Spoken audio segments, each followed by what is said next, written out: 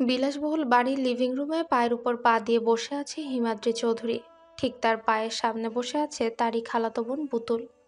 পুতুল অসহায় কণ্ঠে কান্নারত অবস্থায় বলছে, ভাইয়া আমাকে প্লিজ টাকা দিয়ে সাহায্য করুন। বাবা খুব অসুস্থ, ইমিডিয়েটলি হসপিটালে ভর্তি করাতে হবে, দয়া করুন। হিমাদ্রি তাচ্ছিল্য হেসে বলে, আমি তোকে সাহায্য করলে আমার কি লাভ? তার ঠান্ডা কণ্ঠে শীতল ব্যঙ্গ ফুটে উঠল। পুতুল কাপা কণ্ঠে বলল, ভাইয়া বাবার অবস্থা খুব খারাপ, ডাক্তার বলেছেন সময় মতো চিকিৎসা না করালে উনি আর বাঁচবেন না। আপনি প্লিজ সাহায্য করুন।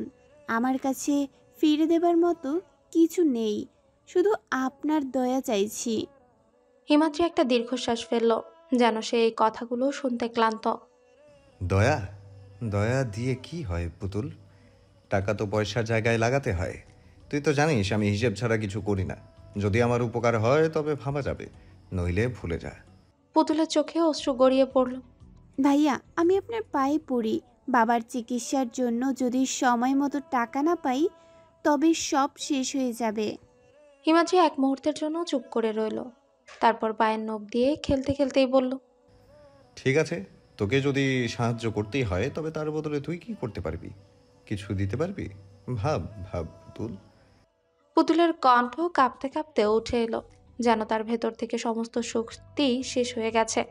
সে ফাঁকা চোখে তাকিয়ে বলে, আমার কাছে দেওয়ার মতো কিছু নেই ভাইয়া, আপনি যা বলবেন তাই করব। শুধু বাবাকে বাঁচানোর জন্য একটু দয়া করুন। হিমাদ্রি তার ঠোঁটের কোণে বাঁকা হাসি ধরে রেখে পেছনে হেলান দিল। তার চোখে নিষ্ঠুরতার ঝলক ফুটে উঠল। তুই যা বলছিস সেটা তুই বুঝে বলছিস তো পুতুল? যা বলবো সেটা করবি পুরোপুরি? পুতুল কিছুই বলল না, শুধু মাথা নিচু করে অসহায়ের মতো দাঁড়িয়ে রইল। তার চুপ থাকা যেন একরকম সম্মতি।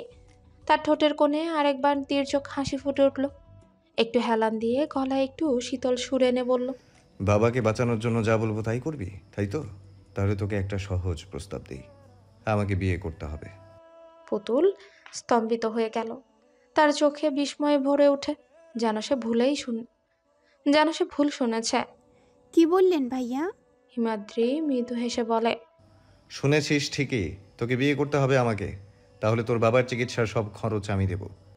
পুতুল যেন এক মুহূর্তের জন্য স্থির হয়ে গেল। তার পায়ের নিচ থেকে মাটি সরে যাচ্ছে এমন অনুভূতি হলো। সে জানতো হিমাদ্রি বরাবরই স্বার্থপর আর নির্মম, কিন্তু এতটা নিচে নামতে পারে এটা সে কোনোদিনও কল্পনা করেনি। ভাইয়া আপনি কি বলছেন? আপনি আমার খালাতো ভাই, এইটা তো অন্যায়। হিমাদ্রি কাঁধ ঝাঁকিয়ে উদাসীন গলায় বলল, সত্যি বলছি পুতুল, দুনিয়াতে ন্যায় অন্যায় বলে কিছু নেই। সব কিছুই সুযোগের খেলা। তুই চাইলে আমার প্রস্তাবে রাজি হতে পারিস, নইলে বাবার জন্য অন্য কোথাও গিয়ে টাকার জোগাড় করার চেষ্টা কর। কিন্তু এক কথা মনে রাখিস, আমি একবার কিছু বললে সেটা ফিরিয়ে নেই না। পুতুলের চোখ দিয়ে অশ্রু গড়িয়ে পড়ে। তার বাবার অসুস্থ চেহারা, হাসপাতালের খরচ আর নিজের এই অসহায়তা সব একসঙ্গেই তাকে চেপে ধরল। কিছুক্ষণ চুপ থাকার পর সে ভাঙা গলায় বলে, আমি আমি রাজি, আপনি বাবাকে বাঁচান। হিমাদ্রি তার কথায় আরো তাচ্ছিল্যের সুর এনে বলে, তোকে বিয়ে করার কথা বলেছি মানে এই ভাবিস না যে আমি তোকে ভালোবাসবো বা তোকে মাথায় তুলে রাখবো। তোকে বিয়ে করার মানে হচ্ছে তোকে আমার পায়ের তলায় পিষে রাখা। আমি যা বলবো সেটা তোকে করতে হবে। আর তুই আমার স্ত্রী হয়ে থাকবি শুধু নামমাত্র। আমার ইচ্ছা ছাড়া তোর কোনো অস্তিত্ব থাকবে না। পুতুল অবাক হয়ে তার দিকে তাকিয়ে রয়। তার শরীর কেঁপে উঠল হিমাদ্রির এই কথাগুলো শুনে। সে ভাবতেও পারেনি তার এত আপন মানুষ এতটা নিষ্ঠুর হতে পারে। বাবার অসুস্থ মুখ তার চোখের সামনে ভেসে ওঠে। সে জানতো এখানে তার কোনো বিকল্প নেই। ঠিক আছে ভাইয়া, আমি রাজি, আপনি যা চাইবেন তাই হবে। তার কণ্ঠ ভাঙল, কিন্তু তার কথায় এক ধরনের নিরুপায় আত্মসমর্পণ ছিল। হিমাদ্রি হেসে উঠে বলে, বাহ, তোকে তো আমি ঠিক মতো শেখাচ্ছি পুতুল। তুই এবার বুঝতে শিখেছিস দুনিয়া কিভাবে চলে। কাল থেকে সব ব্যবস্থা হবে। তোর বাবাকে হাসপাতালে ভর্তি করার টাকা পাঠিয়ে দেব। আর তুই আমার জীবনধারার একটা অংশ হয়ে যাবি, ঠিক যেমন আমি চাই। পুতুল মাথা নিচু করে সেখান থেকে বেরিয়ে গেল। তার চোখ দিয়ে অশ্রু গড়িয়ে পড়ছিল, কিন্তু সে মুখে কোনো কথা শব্দ করল না। তার হৃদয় ভারাক্রান্ত হয়ে গেল, যেন সে নিজের সবকিছু হারিয়ে ফেলেছে। অন্যদিকে হিমাদ্রি নিজের ঠান্ডা নির্দয় অহংকার নিয়ে আরাম করে বসে থাকে। তার মনে ছিল কেবল নিজের বিজয়ের অনুভূতি। আজ তুই এখানেই থাকবি, কাল আমাদের বিয়ে। হিমাদ্রি মুচকি এসে পুতুলের দিকে তাকালো। তার চোখে এক ধরনের অদ্ভুত উন্মাদনার ঝলক ছিল। তো কাল আমাদের বিয়ে, আজ হলুদ হবে না? সেটা কি করে হয়? বিয়ের সব রীতি মেনে চলতে হবে পুতুল। আর আজ তোকে সাজতে হবে আমার জন্য। নিজের হাতে তোর গায়ে হলুদ লাগাবো, তুই যেন এটা ভুলে না যাস। তুই এখন আমার নিয়ন্ত্রণে। পুতুল কাপা গলায় বলল, ভাইয়া দয়া করে এমন কিছু করবেন না। আমি তো শুধু বাবার জন্য রাজি হয়েছি। আপনি যা বলেছেন সেটা। চুপ। হিমাদ্রি তার কথার মাঝখানে রাগী গলায় বলে, আমি যা বলবো সেটা তোকে করতেই হবে। এখানে তোর ভালো লাগলো না লাগলো তার কোনো বিষয় নয়। তুই আমার খেলার একটা মোহরা পুতুল, এটা মনে রাখিস। আর আজ তোর হলুদে তোকে সাজানো হবে আমার ইচ্ছে মতো। পুতুল চুপ হয়ে গেল। তার মুখে কোনো প্রতিবাদ করার সাহস ছিল না। বাবার অসুস্থতার মুখ আর হাসপাতালে টাকা জোগাড় করার অসহায়তা তাকে নিরুপায় করে তুলেছিল। হিমাদ্রি চেয়ার থেকে উঠে দাঁড়িয়ে বলে, তুই এখন যা, গিয়ে নিজেকে প্রস্তুত কর। রাতে আমি নিজে তোর গায়ে হলুদ লাগাবো, এটা আমার ইচ্ছা। আর তুই আমার ইচ্ছার বিরুদ্ধে কিচ্ছু করতে পারবি না। পুতুল ধীরে ধীরে পেছনের দিকে হাঁটা দিল, চোখে অশ্রু। সে জানতো এই নির্মম পরিস্থিতি থেকে পালানোর কোনো পথ নেই। তার জীবন যেন এক নিঃসঙ্গ অন্ধকার জালে আটকে গেছে। 1 ঘন্টা পর হিমাদ্রি ধীর পায়ে পুতুলের ঘরে ঢুকে। তার হাতে ছিল একটা ভারী জাঁকজমকপূর্ণ হলুদ রঙের লেহেঙ্গা। সেই লেহেঙ্গাটা পুতুলের দিকে ছুড়ে দিয়ে ঠান্ডা গলায় বলে, এটা পরে নে, ততক্ষণে আমি এই রুমে বসি। আবার সময় নষ্ট করিস না। পুতুল লেহেঙ্গাটা হাতে তুলে নিল। তার হাত কাঁপছিল। লেহেঙ্গার ঝলমলে কাপড় আর ভারী কাজের ওজন যেন তার মনেও চাপ সৃষ্টি করছিল। তার চোখে কান্না জমে ওঠে, কিন্তু সে কিছু বলতে পারে না। হিমাদ্রি চেয়ারে বসে আরাম করে পা তুলে রাখে। তার মুখে ছিল এক ধরনের তৃপ্তি। আজ তোকে সাজতে হবে পুতুল, এমনভাবে সাজবি যেন তুই আমার জন্য তৈরি। তোর বাবার জন্য আমি যা করছি সেটার দাম তুই আমাকে এইভাবেই দিবি। পুতুল মাথা নিচু করে দাঁড়িয়ে রইল। তার গলা দিয়ে কোনো কথা বের হলো না। হিমাদ্রির এমন ব্যবহার তাকে আরো অসহায় করে তুলেছিল। কি হলো? এত সময় লাগছে কেন? আমি তোকে বলেছি তাড়াতাড়ি করতে। হিমাদ্রি বিরক্তির সুরে বলল। পুতুল ভাঙা গলায় বলল, ভাইয়া আমি আমি এটা পরে আসছি। হিমাদ্রি হাসে, একটা নির্মম হাসি। ভালো, তাড়াতাড়ি কর, আমার ধৈর্য কম। আর তুই জানিস আমি ধৈর্য হারালে কি হতে পারি। পুতুল ভেতরের ছোট্ট ঘরে গিয়ে দরজা বন্ধ করে। সে লেহেঙ্গাটা হাতে নিয়ে তাকিয়ে রইল। তার ভেতরে একটা অদ্ভুত যন্ত্রণা ও অপমানের অনুভূতি তৈরি হচ্ছিল। কিন্তু তার মন বলছিল, বাবার জন্য তাকে এই ত্যাগ স্বীকার করতেই হবে। বাবার জীবন তার কাছে তার নিজের আত্মমর্যাদার চেয়েও বড়। অন্যদিকে হিমাদ্রি চেয়ারে আরাম করে বসে নিজের পরিকল্পনার সাফল্য তৃপ্ত হয়ে বসেছিল। তার মনে ছিল কেবল নিজের অহংকার পূরণের আনন্দ। কিন্তু সে বুঝতেই পারছিল না যে তার এই নিষ্ঠুর আচরণ একদিন তাকে বড় মাসুল দিতেই বাধ্য করবে। পুতুল লেহেঙ্গাটা পরে নিতে গিয়ে হঠাৎ থমকে গেল। সে দেখল লেহেঙ্গার সঙ্গে দেওয়া ব্লাউজটা খুব ছোট, পেট বের হয়ে থাকে। তার মন অস্বস্তিতে ভরে গেল। এমন পোশাক সে কোনোদিনও পরেনি। লজ্জা আর অপমানে তাকে জেঁকে ধরল।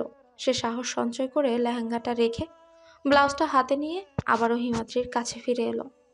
মাথা নিচু করে ভাঙা কণ্ঠে বলে, ভাইয়া ব্লাউজটা খুব ছোট, এটা আমি পরতে পারবো না। দয়া করে কিছু বলবেন না। অন্য কোনো দিন আমি সেটা পরে নেব। পুতুলের মাথা নিচু আর চোখে জল দেখে হিমাদ্রি মুচকি হেসে বলে, সমস্যা কি তোর? হলুদ অনুষ্ঠান তো, আর কেউ তো থাকবে না এই ঘরে। আমি নিজেই তোর গায়ে হলুদ লাগাবো, আর তুই সাজবি আমার জন্য। আমি নিজেই দেখবো তোকে। পুতুল থমকে দাঁড়ায়। তার গলা দিয়ে কোনো শব্দ বের হলো না। হিমাদ্রি ঠান্ডা গলায় আরেক ধাপ এগিয়ে বলে, আর যদি তুই না পড়িস তাহলে আমি নিজে তোকে পড়িয়ে দেব, বুঝলি? আমার ইচ্ছে নিয়ে কোনো তর্ক করতে যাবি না। তোকে যা বলেছি সেটা করতেই হবে। পুতুলের হাত কাঁপছিল। তার চোখের পানি গাল বেয়ে পড়ছিল। সে ভাঙা গলায় বলে, ভাইয়া দয়া করে আমি এভাবে। হিমাদ্রি তার কথা মাঝপথে থামিয়ে ঠান্ডা অথচ রাগান্বিত গলায় বলল, পুতুল, অনেক হয়েছে। তুই কি ভুলে গেছিস তোর বাবার চিকিৎসা আমি করাচ্ছি? তুই নিজের সুবিধা অসুবিধা নিয়ে বেশি ভাবলে আমি কিন্তু আমার দেয়া কথা ফিরিয়ে নেব। পুতুলের মনে অদ্ভুত শূন্যতা নেমে এলো। তার সমস্ত সাহস হারিয়ে গেল। সে জানতো হিমাদ্রির সঙ্গে আর তর্ক করার উপায় নেই। বাবার মুখটা তার চোখের সামনে ভেসে উঠল। সে কোনো উত্তর না দিয়ে নিঃশব্দে ঘরের ভেতর চলে গেল। অন্যদিকে হিমাদ্রি চেয়ারে বসে আত্মতৃপ্তির হাসি দিয়ে ভাবছিল, যা বলি তাই করতে শিখেছে, এটা কেবল শুরু। তার মুখে ছিল এক ধরনের নির্মম বিজয়ের আনন্দ। পুতুল ধীরে ধীরে লেহেঙ্গা পরে বের হয়ে এলো। তার চোখের কোণে এখনো অশ্রু জমেছিল, কিন্তু সে কোনো কথা বলল না। পুতুলকে দেখেই সে বাঁকা হাসি দিল। তারপর পুতুলের সামনে গিয়ে দাঁড়িয়ে বলল, এমন করে ওড়না দিয়ে পেঁচিয়ে আছিস কেন? বলে একটানা তার শরীর থেকে ওড়নাটা ছিনিয়ে নিল। তারপর সেটা ফ্লোরে ছুঁড়ে ফেলে দিল। পুতুলের শরীরের দিকে তাকিয়ে সে একটা দীর্ঘ সময় পর্যবেক্ষণ করলো। তার চোখে ছিল এক ধরনের তৃপ্তি, যেন সে তার দাবির প্রতিটি অংশে পূর্ণ অধিকার দাবি করেছিল। তারপর তাকে কোলে তুলে নিয়ে বিছানায় শুয়ে দিয়ে বলতে লাগলো, পুতুল তবে সত্যি সত্যি আমার হাতের পুতুল হয়ে গেছে। বলে ভয়ঙ্কর অট্টহাসিতে মেতে উঠল। পুতুলের শরীর কাটা দিয়ে উঠল, ভয়ে চোখ মুখ খিচে বন্ধ করে আছে, কিন্তু চোখ দিয়ে টপ টপ করে পানি পড়ছে। ধীর গতিতে পুতুলের কাছে গিয়ে বলে, একটু পরেই হলুদ হলুদ খেলা শুরু হবে। টেবিলের উপর থেকে হলুদের বাটি নিয়ে পুতুলের কাছে গিয়ে বসে। প্রথমে হিমাদ্রি তার দাড়ি ভর্তি গালে হলুদ লাগিয়ে সেই গালটা পুতুলের পেটে ছুঁয়ে দিচ্ছে। দাড়ির খোঁচায় পুতুল কেঁপে কেঁপে উঠে। তারপর পেট থেকে গালে, গাল থেকে কপালে, আর নিজের ঠোঁটে একটুখানি হলুদ দিয়ে সেই ঠোঁটটা পুতুলের ঠোঁটে চেপে ধরে গভীরভাবে চুমু দেয়। তারপর ঠোঁট ছেড়ে পায়ের কাছে এসে লেহেঙ্গার কিছু অংশ উঠিয়ে সেইখানে হলুদ লেপে দেয়। হলুদ লাগানো শেষ করে চলে যেতে নিয়ে পুতুলের কানে কানে বলে, আমি হসপিটালে যাচ্ছি তোর বাবাকে ভর্তি করাতে, কিন্তু খবরদার তুই এই রুম থেকে বের হবি না। এই বাড়ির চার দেয়ালে বন্দি থাকবি। বাহিরের জগৎ বন্ধ তোর জন্য। হিমাদ্রি চলে যেতে পুতুল শাওয়ার নিতে গিয়ে অঝরে কাঁদতে থাকে, আর গায়ে লাগানো হলুদগুলো উঠাতে থাকে, আর ভাবতে থাকে কাল এই অমানুষটাকেই বিয়ে করতে হবে। এই অমানুষটার সাথেই সারা জীবন বাধা পড়বে। রাত তখন 2টা। হিমাদ্রি হসপিটালের সব কাজ সেরে ফিরে এসেছে। এসে ফ্রেশ না হয়ে পুতুলের রুমে গেল। দেখলো মেয়েটা ঘুমোচ্ছে। হিমাদ্রি বাঁকা হেসে সেও বিছানায় গিয়ে পুতুলের গা ঘেঁষে শুয়ে পড়ে। জামার কিছু অংশ অল্প একটু তুলে দু হাতের ভাঁজে নিয়ে তার শক্তপোক্ত হাতটা নরম তুলতুলে পেটে চেপে ধরে। পুতুল ঘুমের মধ্যে একটু কেঁপে ওঠে। ওর কাপা দেখে হিমাদ্রি তীর্যক হাসে। ওর হাতটা বিচরণ করছে পুতুলের কোমল শরীরে। ঘুমের মধ্যে অস্বস্তি বোধ করছে পুতুল। ঘুমো ঘুমো চোখে একবার তাকাতেই ঘুম থেকে ধরাস করে উঠে যেতে চেয়েও পারল না। শক্ত করে ধরে আছে হিমাদ্রি তাকে। লাল লাল চোখ নিয়ে তাকিয়ে আছে পুতুলের দিকে। ভয়ে কেঁপে উঠে পুতুল। গম্ভীর কণ্ঠে পুতুলকে শুধালো, সমস্যা কি? এভাবে নড়াচড়া করছিস কেন? ভয়ার্থে কণ্ঠে বলল, আপনি আমার রুমে কি করছেন? হিমাদ্রি ছোট ছোট চোখ করে ভ্রু কুঁচকে ফেলে। বলে, তোর রুম কি রে? এটা আমার বাড়ি, আমার রুম, আর তুইও আমার সম্পত্তি। কথাটা বলে পুতুলকে ধরতে নিলে পুতুল বলে, ধরবেন না আমাকে। তোর কি আমাকে ক্যারেক্টারলেস মনে হয় পুতুল? ট্রাস্ট মি, একটু ছোঁবো গভীরভাবে। এই কথাটা শুনে পুতুল খাট থেকে লাফ দিয়ে নেমে হিমাদ্রিকে বলে, আপনি আমার থেকে দূরে থাকবেন। আমি এই রুমে থাকবো না, আপনি থাকেন। বলেই চলে যেতে নিলে হিমাদ্রিও বিছানা থেকে নেমে লম্বা কদম ফেলে পুতুলের কাছে গিয়ে বলে, এই রুমের বাইরে তুই এক পা ফেলে দেখ, তোর কি করি। যা ইচ্ছে করুন, আমি থাকবো না এই রুমে। বলে চলে যেতে নিলে হিমাদ্রি এক ঝটকায় তাকে বাম কাঁধে তুলে বিছানার কানে এসে বিছানাতে ধরম করে ফেলে। তারপর ওর ওড়নাটা নিয়ে খাটের সাথে হাত বেঁধে দেয়। বলে, থাক তুই বাধা, আমি একটু ঘুমাবো। তোর পেটটা তো নরম তুলতুলে, তোর পেটে মাথা রেখে ঘুমাবো। পুতুল মোচড়ামুচড়ি শুরু করতে করতে বলে ওঠে। না, আমি চিল্লাবো। হিমাদ্রি ডেভিল হেসে পুতুলের দিকে তাকিয়ে বলে, ও মাই ডিয়ার পুতুল সোনা, এটা হিমাদ্রির রাজত্ব। এইখানে হিমাদ্রির কথা ছাড়া কিচ্ছু হয় না। তবে তোর ভাঙা রেডিওর জন্য আমার ঘুমের বাগড়া হতে পারে। দাঁড়া, ব্যবস্থা করছি তোর। বলেই বিছানা থেকে নেমে ড্রয়ার থেকে কস্টিপ নিয়ে বিছানায় এসে পুতুলের উপর ঝুঁকে ওর মুখটা আটকে দেয়। এখন পুতুল সাউন্ড করছে। হিমাদ্রি পুতুলের উপর ঝুঁকে বলে, কি সাউন্ড? আমি কি তোর সাথে কিছু করছি নাকি? কি সাংঘাতিক, তুই আমাকে নেগেটিভ ফিল দিচ্ছিস। একবার যদি নেগেটিভ ফিল ওঠে তুই মুখ দিয়ে কথা বলার অবস্থায় থাকবি না। সো চুপচাপ থাক। পুতুল বড় বড় চোখ করে তাকিয়ে আছে। কম্বলটা টেনে সে পুতুলের পেটের কাছে গিয়ে কাঁচি দিয়ে পুতুলের পেটের সাইডে জামার কিছু অংশ কেটে পেটের মধ্যে নাক মুখ ঘষতে থাকে। পুতুল নড়াচড়া করতে দেখে হিমাদ্রি দাঁত দিয়ে পেটটা চেপে ধরতেই পুতুল চোখ মুখ খিচে করে ওঠে। হিমাদ্রি পুতুলের পেটে মুখ গুজে বলতে লাগে, যদি নাড়াচাড়া করিস তাহলে কামড়ি খেতে হবে। নাও ইয়োর চয়েস। কি আর করা, বাধ্য হয়ে পুতুল চুপটি করে রইল। কিন্তু পেটে হিমাদ্রির তপ্ত শ্বাস পড়তেই কেঁপে উঠছে।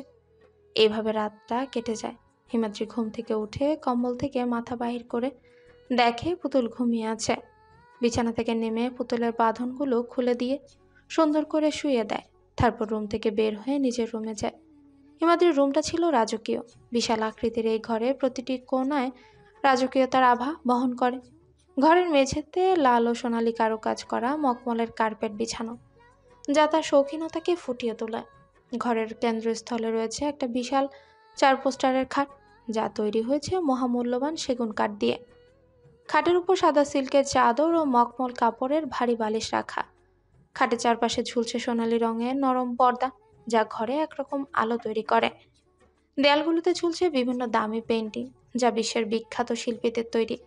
একপাশে রয়েছে একটা বিশাল শোকেস, যেখানে সাজানো রয়েছে ক্রিস্টালের শোপিস, দামি মদের বোতল আর কিছু বিরল শিল্পকর্ম। ঘরের এক কোণে আছে একটা বড় আরামদায়ক সোফা সেট, যার উপর রয়েছে পশমের কুশন। সোফার সামনের টেবিলে রাখা আছে দামি মার্বেলের তৈরি শোপিস আর একটা সোনালী প্রাচীন ঘড়ি। ঘরের একপাশে একটা বিশাল জানালা, যার পর্দা ভারী মখমল কাপড়ের তৈরি। জানলা দিয়ে বাইরের শহরের আলো দেখা যায়, যা রাতের বেলা আরো মনোরম হয়ে ওঠে। আর এক কোণে রয়েছে একটা ব্যক্তিগত বার, যেখানে সাজানো আছে বিভিন্ন দামি ব্র্যান্ডের মদ, যার পাশে একটা ছোটখাটো পড়ার টেবিল, যেখানে তার প্রয়োজনীয় কাগজপত্র আর দামি কলম সাজানো। ছাদের দিকে তাকালে দেখা যাবে ঝুলছে একটা বড় দামি ঝাড়বাতি, যা ঘরের রাজকীয়তাকে আরো বাড়িয়ে তোলে। ঘরের প্রতিটি জিনিস হিমাদ্রির ধন সম্পদ আর ক্ষমতার প্রতীক হয়ে দাঁড়িয়ে আছে। হিমাদ্রি নিজের রুমে এসে দরজা লক করে দেয়। চারপাশে চোখ বুলিয়ে একবার নিজের রাজকীয় ঘরের দিকে তাকায়।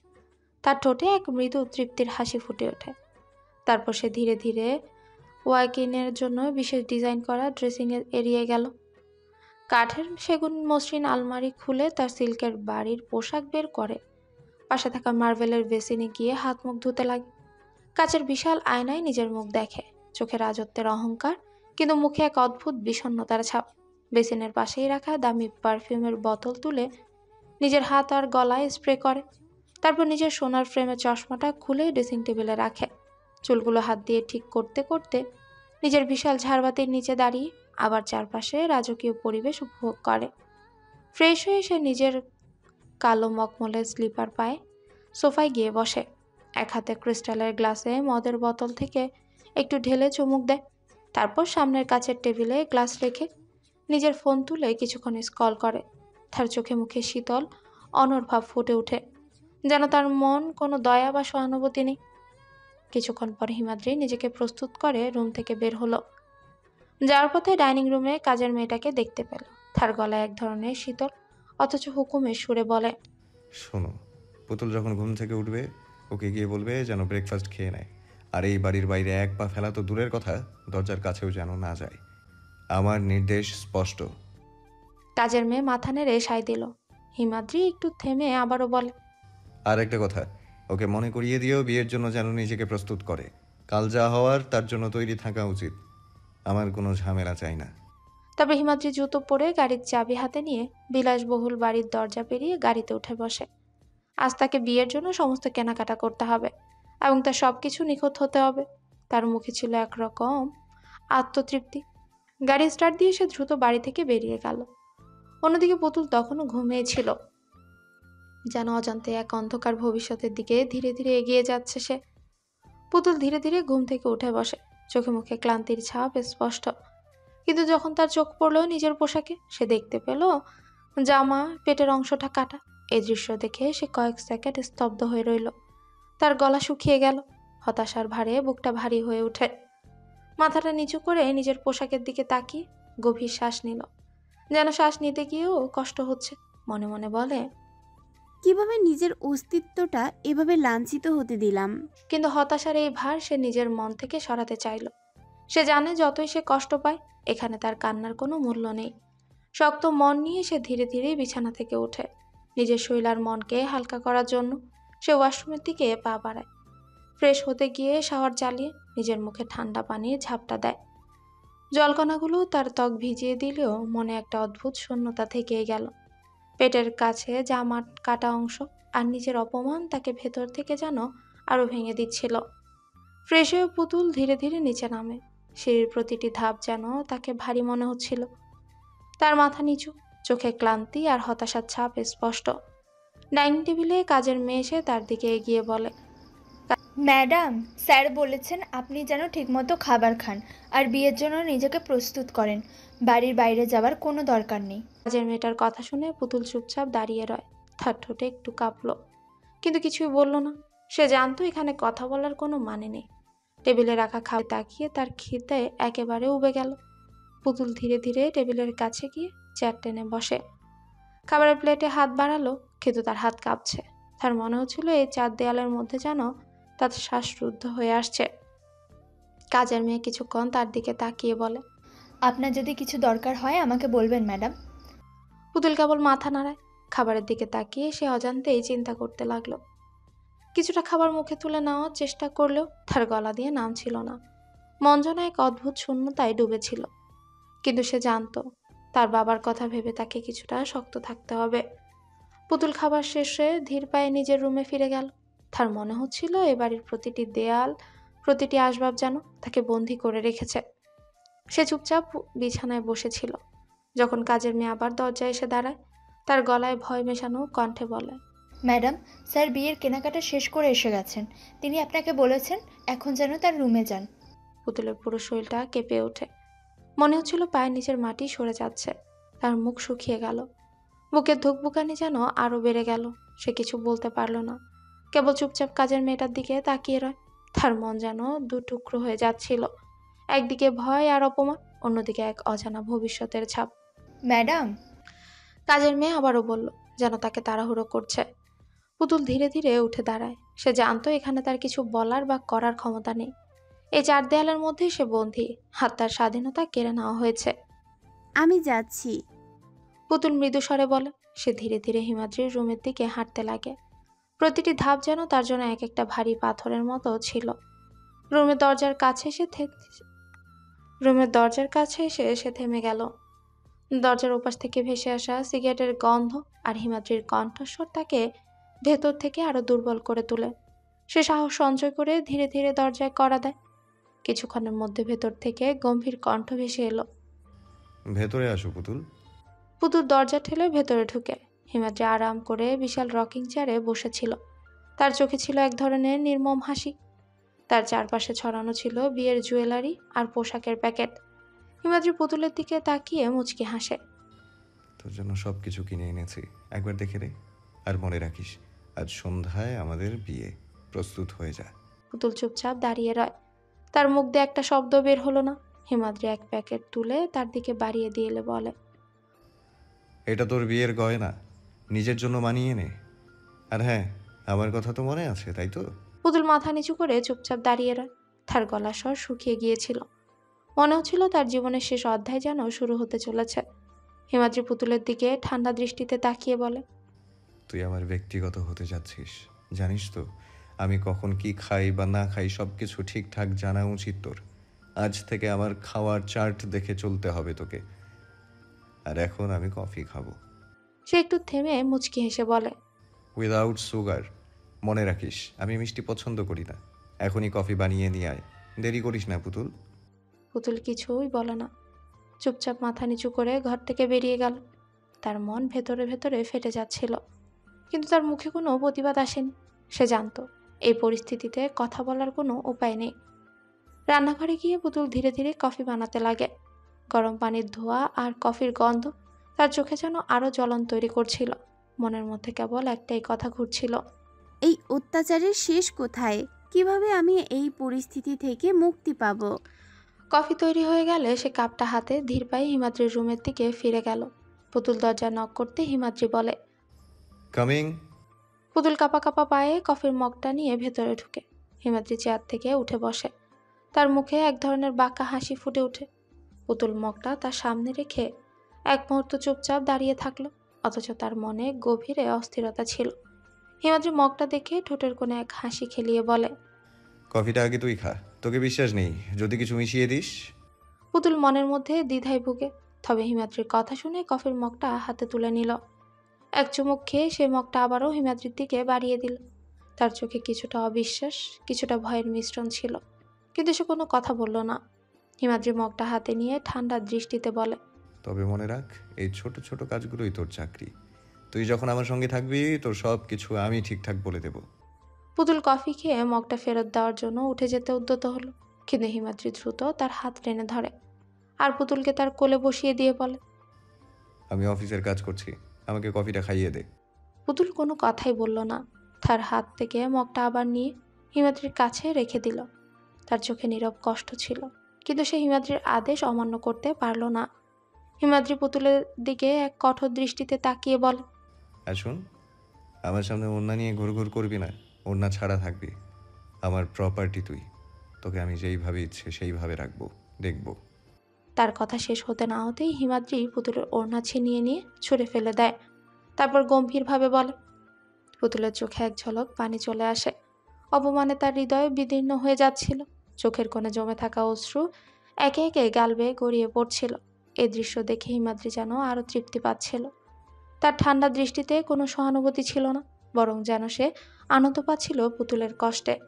পুতুল কিছুই বলল না, কেবল মাথা নিচু করে দাঁড়িয়ে রইল। তার মন যেন আরো এক ধাপ নিচে পড়ে গিয়েছিল, কিন্তু মুখে কিছুই বের হলো না। সে জানতো এই মুহূর্তে কিছু বলার মানে নেই। হিমাদ্রি পুতুলের সামনে এসে তার চুলের দিকে মনোযোগ দিল। চুপচাপ তার চুলে নাক ডুবিয়ে শ্যাম্পুর ঘ্রাণ নিতে লাগলো। পুতুলের গা তখন ঘিন ঘিন করে উঠছিল। শরীরের প্রতিটি কোষ যেন বিরক্তিতে সাড়া দিচ্ছিল, কিন্তু শিকলে বাধা থাকার কারণে সে কিছুই করতে পারছিল না। তার ভেতরে এক গভীর অস্বস্তি ছিল, তবে কিছুই বলার ছিল না। একটুও প্রতিরোধের শক্তি তার মধ্যে ছিল না। হিমাদ্রি আরো এক ধাপ এগিয়ে গেল। সে পুতুলের পেট চেপে ধরে, ঘাড়ে মুখ ঘেঁষে দাঁত বসিয়ে দিল। পুতুল আর্তনাদ করে ওঠে। সে আর্তনাদ হিমাদ্রির কাছে সেরা উপহার ছিল, যেন তার তৃপ্তি আরো পূর্ণ হয়েছে। পুতুলের শরীর ঝাঁকুনি দিয়ে উঠেছিল, কিন্তু সে কিছু বলার সাহস পেল না। তার কণ্ঠের সব আওয়াজ যেন গিলে খাচ্ছিল এই ঘৃণিত পরিস্থিতি। হিমাদ্রি পুতুলকে ছেড়ে দিয়ে কড়া স্বরে বলে, আজকে দুপুরের রান্নাটা তুই করবি। তোকে আমার লিস্ট দিচ্ছি, কিন্তু মনে রাখবি কারো সাহায্য ছাড়া রান্না করতে হবে। সব যেন ঠিকঠাক হয়। লিস্টগুলো হচ্ছে বিরিয়ানি, সাদা ভাত, চিকেন ফ্রাই, স্যালাড, ডাল। পুতুল তার দিকে তাকালো। সে জানতো এই আদেশ মানা ছাড়া তার আর কোনো পথ নেই। তার চোখে এক ধরনের অনিশ্চয়তা ছিল, কিন্তু তার মুখে কোনো প্রতিবাদ ছিল না। সে সবে মুখ ঘুরিয়ে রান্নাঘরের দিকে চলে গেল, যেন তার সমস্ত শক্তি আশা সবকিছু সরে যাচ্ছে। শুধু একটাই অনুভূতি ছিল, বাঁচতে হলে হিমাদ্রির সবকিছু মেনে চলতে হবে। রান্নাঘরে ঢুকেই পুতুল তাড়াতাড়ি কাজ শুরু করতে লাগলো।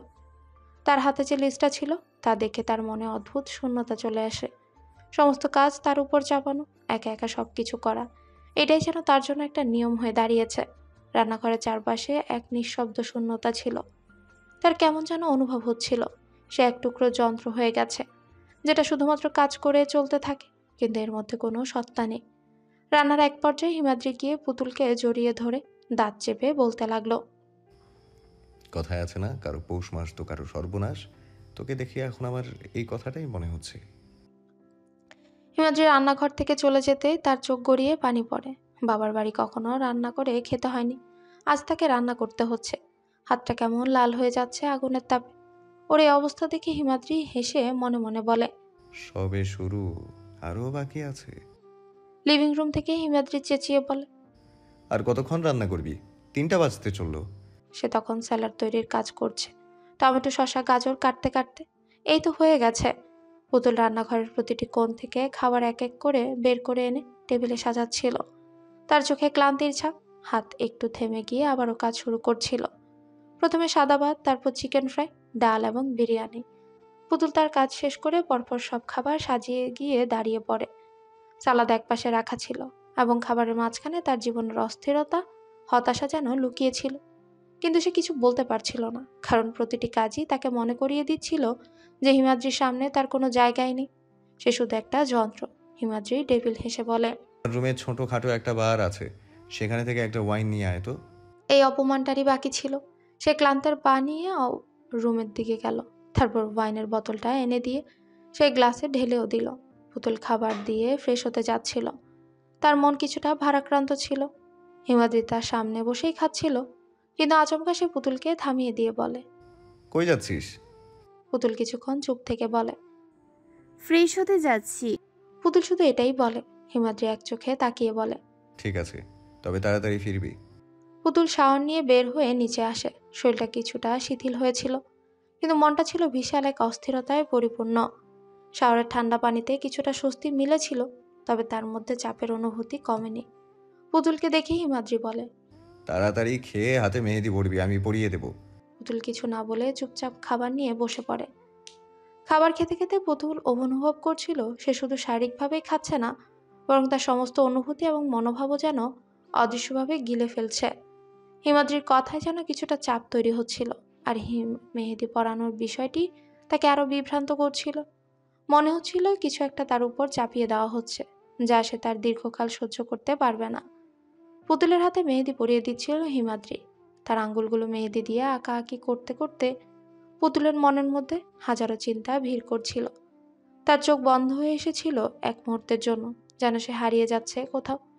মেহেদিটা তার হাতে খুব সুন্দরভাবে ফুটছিল, কিন্তু তার মন ছিল একেবারে আলাদা জায়গায়। পুতুল ভাবছিল বিয়ে নিয়ে কত মেয়ে স্বপ্ন দেখে, তারও ছিল। শুধু স্বপ্নই ছিল না, স্বপ্নের নায়কও ছিল। যে নায়ক সে কল্পনা করেছিল সে একদিন তাকে সুখী করবে, তাকে ভালোবাসবে, কিন্তু এখন সেই স্বপ্ন ভেঙে গেছে। যে নায়ক তাকে কখনো তার জীবনে সুখী করতে আসবে না, বরং তাকে একটা পুতুলের মতো ব্যবহার করে, যাকে কেউ কখনো জানতো না। যে মেয়েটা স্বপ্ন বাস্তবে কখনো রূপ নেবে না। মেহেদিটা পুতুলের হাতে শেষ হয়ে গিয়েছিল। সে ধীরে ধীরে চোখ খুলে হিমাদ্রির দিকে তাকালো, কিন্তু মনে কোনো ইচ্ছে ছিল না। মনে হচ্ছিল তার জীবনের এই যাত্রা একমাত্র তার নিজের হাতেই শেষ করতে হবে। আর এই মেহেদি তার হাতে শুধু একটা চিহ্ন, একটা মেমোরি, যা তাকে তার অপূর্ণ স্বপ্নের দিকে ফিরিয়ে নিয়ে যাবে। হিমাদ্রি তাকে পায়েও মেহেদি দিয়ে দিচ্ছে, হাত পা সব মেহেদিতে রঙিন হচ্ছে, কিন্তু মনটা সাদা কালো হয়ে আছে।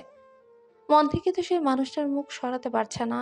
চোখের কোণে সেই মানুষটারই প্রতিচ্ছবি ভেসে উঠছে। মেহেদি পড়া শেষ, সে এখন বসে আছে হিমাদ্রির ঘরে। হিমাদ্রি বলেছে যদি নড়াচড়া করে মেহেদি নষ্ট হয় তাহলে তাকে শাস্তি পেতে হবে। সে ভয়ে বসে আছে। একসময় তার বাবা তাকে খুব ভালোবাসতেন, তাকে হাসাতে খেলাতে পছন্দ করতেন। বাবার কোলেই সে শান্তি পেত, বাবার হাতে হাত রেখে মনের কষ্টগুলো ভুলে যেত। তবে আজ সেই বাবার ছায়াও তাকে ছুঁতে পারছে না। সে যেন ভুলে গেছে কখন শেষবার বাবার মুখ দেখেছিল। এক অদ্ভুত শূন্যতা তার ভেতরে ঘুরছিল। ইচ্ছে হচ্ছিল এক্ষুনি ছুটে গিয়ে বাবার কাছে যেতে। তার মনে হচ্ছিল একবার যদি বাবা তাকে দেখতেন তাহলে হয়তো সে আবার আগের মতো শক্তি পেত। কিন্তু সে জানতো এই মুহূর্তে তা সম্ভব না। বাবার কাছ থেকে দূরে হিমাদ্রি অন্ধকার প্রকৃতির মধ্যে আটকে পড়ে আছে। তার ইচ্ছেগুলো দূরের স্বপ্নের মতো হয়ে আছে। সন্ধে হতে চলেছে। হিমাদ্রি পুতুলকে উদ্দেশ্য করে বলে, যা এখন রেডি হয়ে নে, একটু পর বিয়ে। বিয়ে শব্দটা শুনতেই পুতুলের বুকটা কেমন হু হু করে কেঁদে উঠল। তার শরীর যেন আর নিয়ন্ত্রণে ছিল না। বিয়ে এই শব্দটা তাকে এক ধরনের অদ্ভুত অস্থিরতায় ফেলে দিল। তার মনের মধ্যে আবেগগুলো একসঙ্গে ঢেউ তুলছিল। একদিকে যেমন তার চোখের সামনে হিমাদ্রির শীতল নির্দেশনায় ভরা ভবিষ্যৎ কল্পনা হচ্ছিল, অন্যদিকে তার মনে ভেসে উঠছিল তার বাবা, তার প্রিয় মানুষদের মুখ। বাবার কথা, প্রিয় মানুষটার কথা, তাদের হাসি, সবকিছু একে একে তার চোখের সামনে ভেসে উঠছিল। সেসব দিন মনে পড়ছিল যখন তারা তাকে ভালোবাসতো, স্নেহ করত। আর এখন সে জীবনে এক এক করে নতুন অধ্যায় যুক্ত হচ্ছে। কিন্তু এই অধ্যায় কি সত্যিই তাকে তার পরিচয় দেবে? তার ভবিষ্যৎ কি কখনো সত্যিকার অর্থে তাকে সুখ দিবে? তার চোখের কোণে পানি জমেছিল, কিন্তু সে তা মুছতে পারেনি। এক মুহূর্তের জন্য মনে হচ্ছিল সে যদি ফিরে যেতে পারত, যদি একবারও তার প্রিয় মানুষদের কাছে ফিরে যেতে পারত, তাহলে তার সবকিছু আলাদা হতো। কিন্তু জানতো এই মুহূর্তে সবকিছু পাল্টে গেছে। তবে তার মনেও এক অদৃশ্য শক্তি ছিল। সে জানতো এই পরিস্থিতির মুখোমুখি হয়েই তাকে বাঁচতে হবে। এটাই তার বর্তমান জীবন, এই পথেই তাকে চলতে হবে। হাতের পায়ের মেহেদিটা তুলে রেডি হতে গেল। লাল রঙের লেহেঙ্গাটা অসম্ভব সুন্দর, কিন্তু তার কাছে বিষাক্ত কাটা লাগছে। হিমাদ্রির রুমে এসে দেখে পুতুল কোনো গহনা পরেনি, ফুলের মালা পরেনি। রেগে গেল সে। রেগে সে চুলের মুঠি ধরে বলে, কিরে, গয়না পরিসনি কেন? সাজিসনি কেন? আমি এখানে বসলাম, সুন্দর করে সাজ। সে তার চোখ দিয়ে পানি ঝরল। বিরক্ত হয়ে গয়নার বক্স থেকে গয়না পরিয়ে দিল। তারপর হালকা মেকআপ করিয়ে মাথায় ঘোমটা দিয়ে দিল। নিচ থেকে একজন খবর দিল কাজী এসেছে। ওকে নিয়ে গেল নিচে, কাজী বিয়ে পড়াচ্ছে। মহেন্দ্রক্ষণ এসে গেছে, এখন কবুল বলার সময়। হিমাদ্রি সবার আগে কবুল বলে ওঠে। এখন পালা পুতুলের। পুতুল চুপ করে আছে, তার কণ্ঠনালী দিয়ে কোনো সাউন্ড বের হচ্ছে না। বাবার মুখটা চোখের সামনে ভাসছে। তার সাথে ভাসছে আরও একজনের মুখ। চোখ দুটো ঝাপসা হয়ে উঠছে, আখি পল্লব ঝাপটা দিচ্ছে। টুপ করে পানির বিন্দু পড়ে। হিমাদ্রির খুব রাগ উঠছে, রাগে হাত পা কাঁপছে। একটু পুতুলের দিকে চেপে বসে সবার আড়ালে ওর কোমরটা খামচে ধরে ফিসফিস করে বলে, বাবার কথাটা মনে আছে? এখন সবটা তোর উপর, আমার কিচ্ছু যায় আসে না। অনেক কষ্ট করে চোখ বন্ধ করে এক নিঃশ্বাসে 3 বার কবুল বলে দিল। আলহামদুলিল্লাহ বলে উঠলো আশেপাশের মানুষ। তারপর রেজিস্টার পেপারে সাইনও করলো। বিয়ের পর্ব শেষ, সবাই চলে যেতে লাগলো। হিমাদ্রি পুতুলের হাতের কবজি ধরে টেনে রুমে নিয়ে এসে ছুঁড়ে মারে ফ্লোরে। তারপর দরজাটা লক করে ধীরে ধীরে ওর পায়ের কাছে গিয়ে হাঁটু গেড়ে বসে আর গলাটা চেপে ধরে বলে, welcome to hell, Mrs Fauzia Putul Himadri Chowdhury. কথাটা বলে কেমন অট্টহাসিতে ফেটে পড়ে সে। পুতুল কান চেপে ধরে। ভয়ঙ্কর লাগছে এই হাসি। এই হাসির ইঙ্গিত দিচ্ছে পুতুলের জীবনটা ঝরে পড়ে যাওয়ার। পুতুলকে তুলে উঠালো, তারপর কোলে নিয়ে সুইমিং পুলে নিয়ে ফেলে দেয়। আর লোক ডেকে এতে বরফ দিতে বলে। একে তো শীতের দিন, তার উপর সুইমিং পুলের ঠান্ডা পানি, তার উপর বরফের টুকরো। মনে হচ্ছে আগে থেকেই প্ল্যান করা ছিল। হিমাদ্রির কথা মতো ওর লোককে পানিতে বরফের টুকরো নিয়ে এসে ঢেলে দেয়। হিমাদ্রি তীর্যক হেসে বলে, তোর শাস্তি এইটা কবুল বলতে দেরি করেছিস, আমার কথার অবাধ্য হয়েছিস, এইটা তারই শাস্তি। আয়েশ করে চেয়ারে বসে একটা বিয়ার খুলে বিয়ারটা খাচ্ছে আর পুতুলের ঠান্ডা জড়সড় হয়ে কেঁপে ওঠা দেখছে। আজ পুতুল অসহায় সময়ের কাছে, নিয়তির কাছে। চোখের পানিটাও সুইমিং পুলের পানির সাথে মিলে মিশে যাচ্ছে। আগামী দিনগুলো তার জীবনে ভয়ঙ্কর দিন হতে চলেছে, সেইটা হাড়ে হাড়ে টের পাচ্ছে। ঠান্ডায় কাঁপতে কাঁপতে অজ্ঞান হওয়ার অবস্থা পুতুলের। লাস্ট বিয়ারটা শেষ করে হিমাদ্রি বসা থেকে উঠে দাঁড়ায়। তারপর ধীরে ধীরে সুইমিং পুলটাতে এগিয়ে গিয়ে পুতুলকে কোলে তুলে নিয়ে রুমের দিকে হাঁটা দিল। পুতুলের জ্ঞান নেই বললেই চলে। রুমে এসে পুতুলকে তার কোল থেকে নামিয়ে গায়ের সাথে মিশিয়ে এক হাত দিয়ে ধরে অন্য হাত দিয়ে লাইটটা বন্ধ করে ড্রিম লাইটটা জ্বালিয়ে দিল। তারপর পুতুলকে বিছানায় নেওয়ার আগে ওর ড্রেসটা খুলে হিমাদ্রি একটা শার্ট পরিয়ে বিছানায় শুয়ে দেয়। তারপর কম্বলটা টেনে দেয়। সেও ফ্রেশ হতে গেল। ফ্রেশ হয়ে এসে পুতুলের চোখে মুখে পানির ঝাপটা দিল। কাঁপতে কাঁপতে পুতুল চোখ খুলে তাকায়। চোখ খুলে হিমাদ্রি নামের পাষাণ পুরুষটাকে দেখতে পেয়ে আবারও চোখ বন্ধ করে নিল। হিমাদ্রি আবারও আলমারিটা খুলে লং ব্লেজারটা নিয়ে পুতুলকে পরিয়ে দিয়ে পুতুলকে জড়িয়ে ধরে শুয়ে পড়ে। হিমাদ্রির বুকের আর্দ্রতায় পুতুলের কম্পন কিছুটা কমেছে, কিন্তু শরীরটা কেমন গরম গরম লাগছে, মনে হয় জ্বর আসবে। হিমাদ্রি বিছানা থেকে নেমে কিচেন রুমে এসে কাজের লোকদের বলল স্যুপ করে দিতে। ওর কথা মতো ওরা স্যুপ বানাতে বসে। বেশ কিছুক্ষণ পর স্যুপটা রেডি হতেই স্যুপটা নিয়ে রুমে আসে হিমাদ্রি। শোয়া অবস্থায় পুতুলকে স্যুপটা খাইয়ে পানিতে মেডিসিনটা গুলিয়ে খাইয়ে দিল। আর স্যুপের বাটিটা টেবিলের উপর রেখে পুতুলকে নিজের সাথে মিশিয়ে ঘুমিয়ে গেল।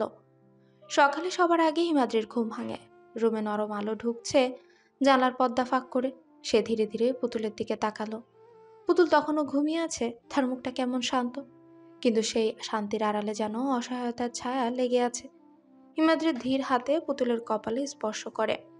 জ্বরটা প্রায় কেটে গেছে, তবে হালকা তাপ এখনো রয়ে গেছে। পুতুলের শ্বাস প্রশ্বাসের নরম শব্দ তার কান ছুঁয়ে গেল।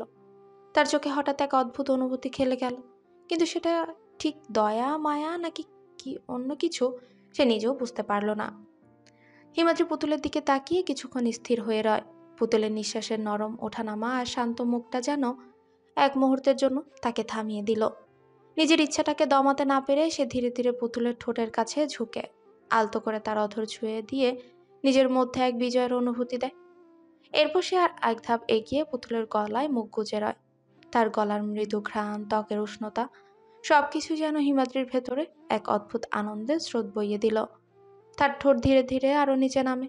পুতুলের পেটের উপর এক গভীর চুমু এঁকে দেয়, যেন নিজের ছাপ রেখে গেল। সেই মুহূর্তে সে যেন নিজের ইচ্ছের এক নতুন মাত্রায় পৌঁছালো। তার ঠোঁটের চাপটুকু পুতুলের গায়ে রেখে সে বিছানাতে উঠে দাঁড়ালো। একবার পেছনে ফিরে পুতুলের ঘুমন্ত মুখের দিকে তাকালো।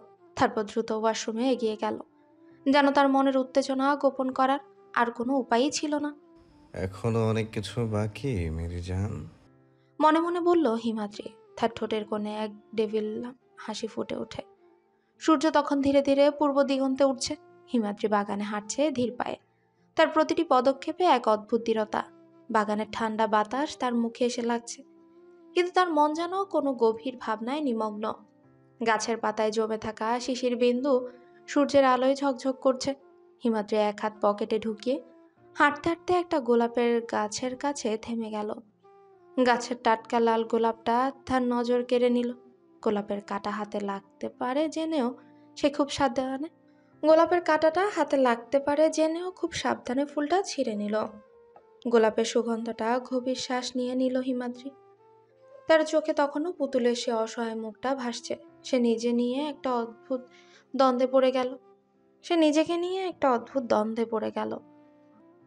পুতুলের প্রতি যে অনুভূতিটা তার মনে জন্ম নিচ্ছে, সেটা কি আদৌ ভালোবাসা নাকি অন্য কিছু? সে নিজেই তার উত্তর খুঁজে পাচ্ছে না।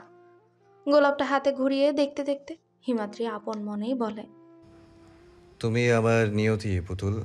আমি চাইলেও তোমার থেকে দূরে সরে যেতে পারবো না। একটা গভীর নিঃশ্বাস ফেলে সে বাগানের আরেক কোণে গিয়ে দাঁড়ালো, যেখানে একজোড়া পাখি তাদের বাসায় ডানা ঝাপটাচ্ছে।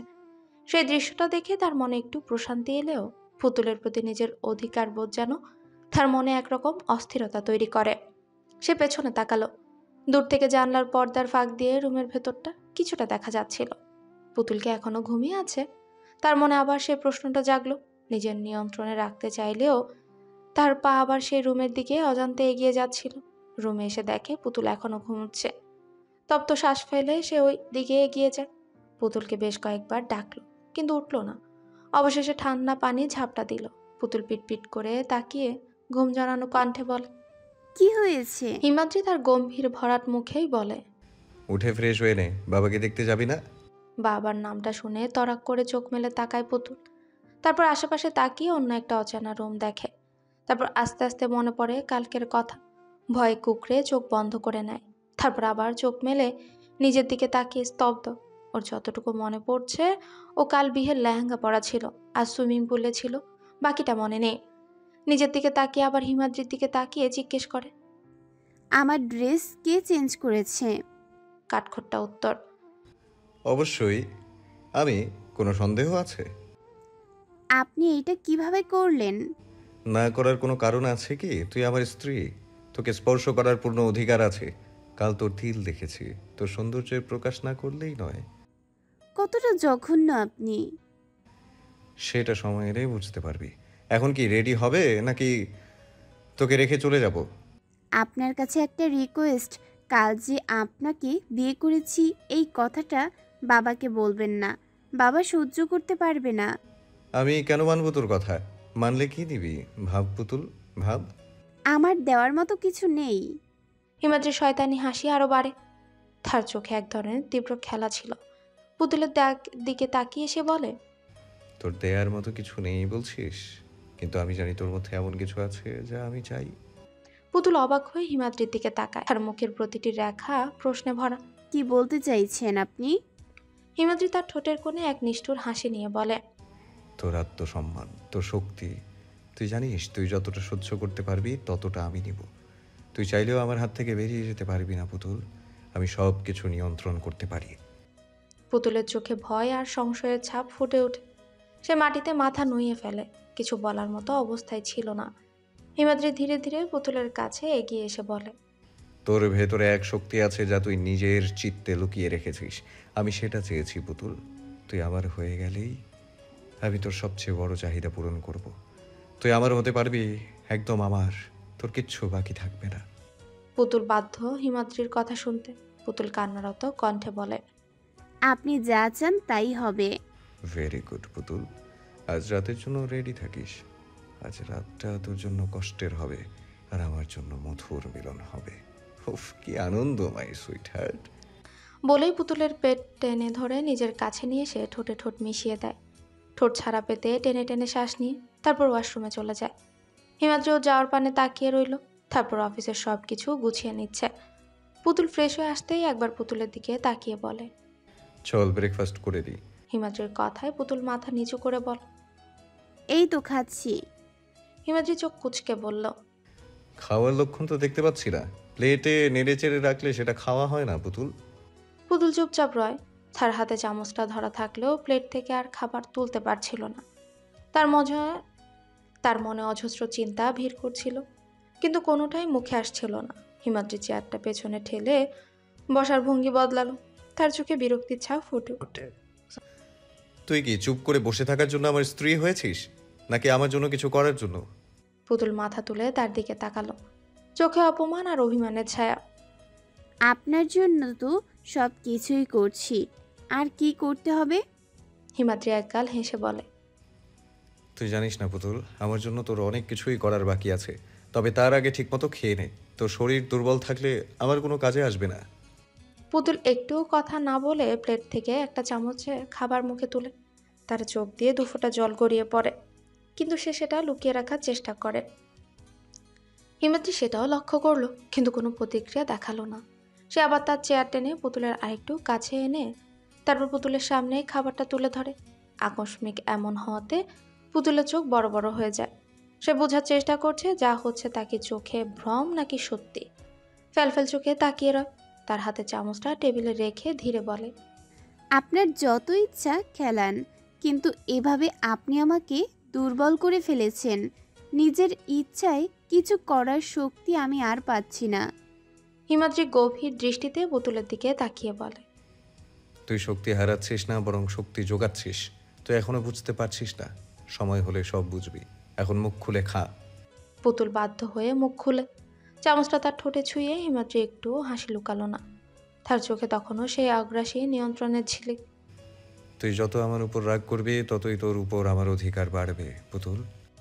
পুতুল নিচু গলায় বলে, আপনার অধিকার তো পুরোপুরি আছে, এখন আর নতুন করে কিছু বলার নেই। হিমাদ্রি হেসে বলে, তোর এই কথা শুনতে আমার ভালো লাগে। তবে শোন, আজ তুই একদম আমার ইচ্ছে মতো চলবি।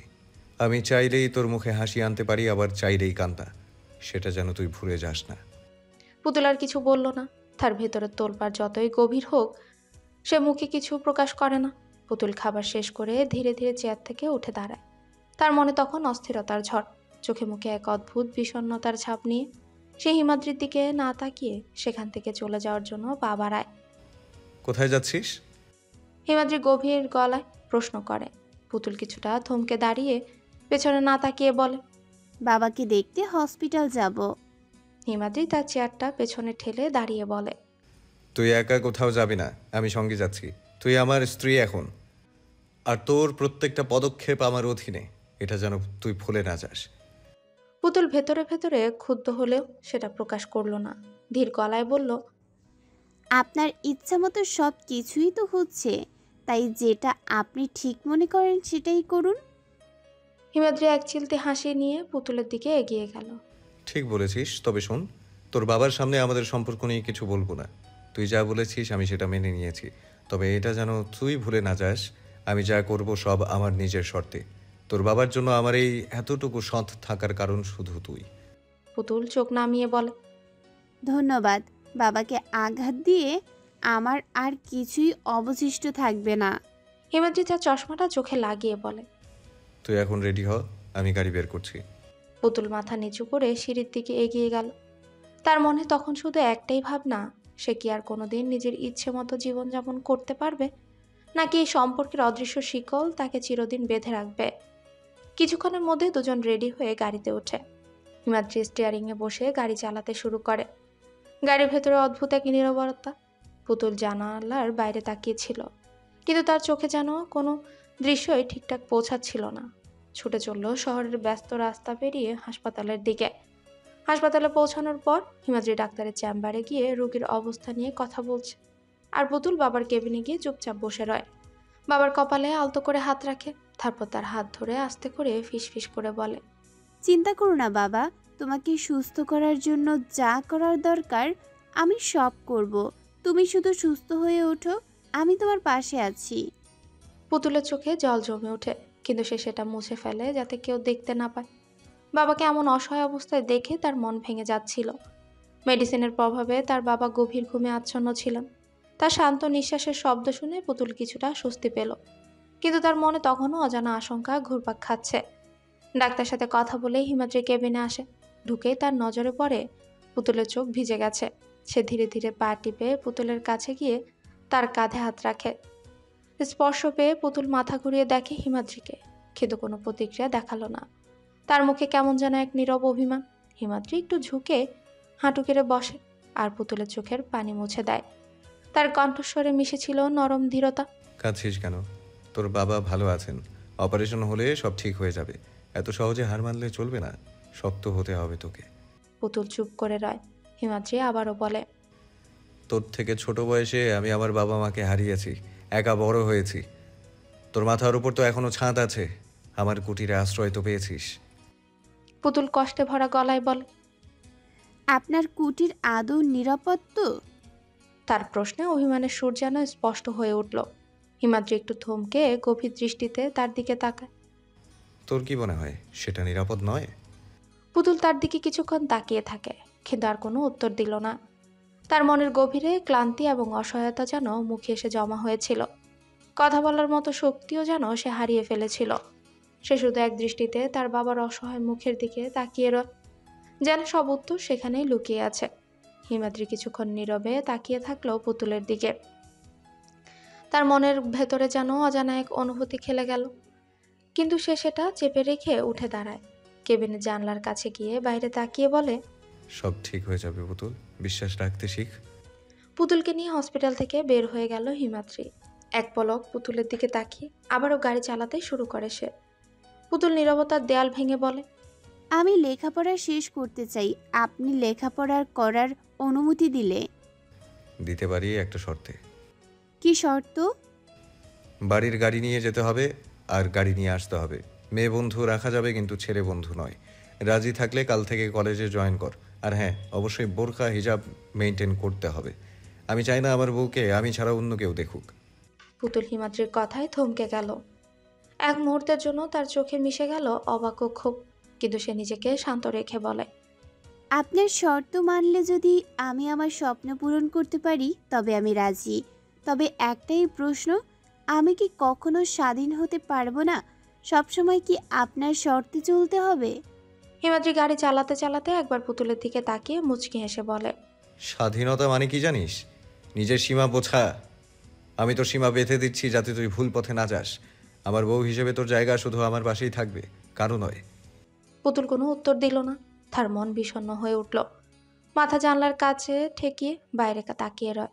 চোখের সামনে এগিয়ে যাচ্ছিল ঠিক যেমন তার জীবন, যেটা এখন হিমাদ্রির শর্তে বাঁধা। গাড়ি এগিয়ে চলে।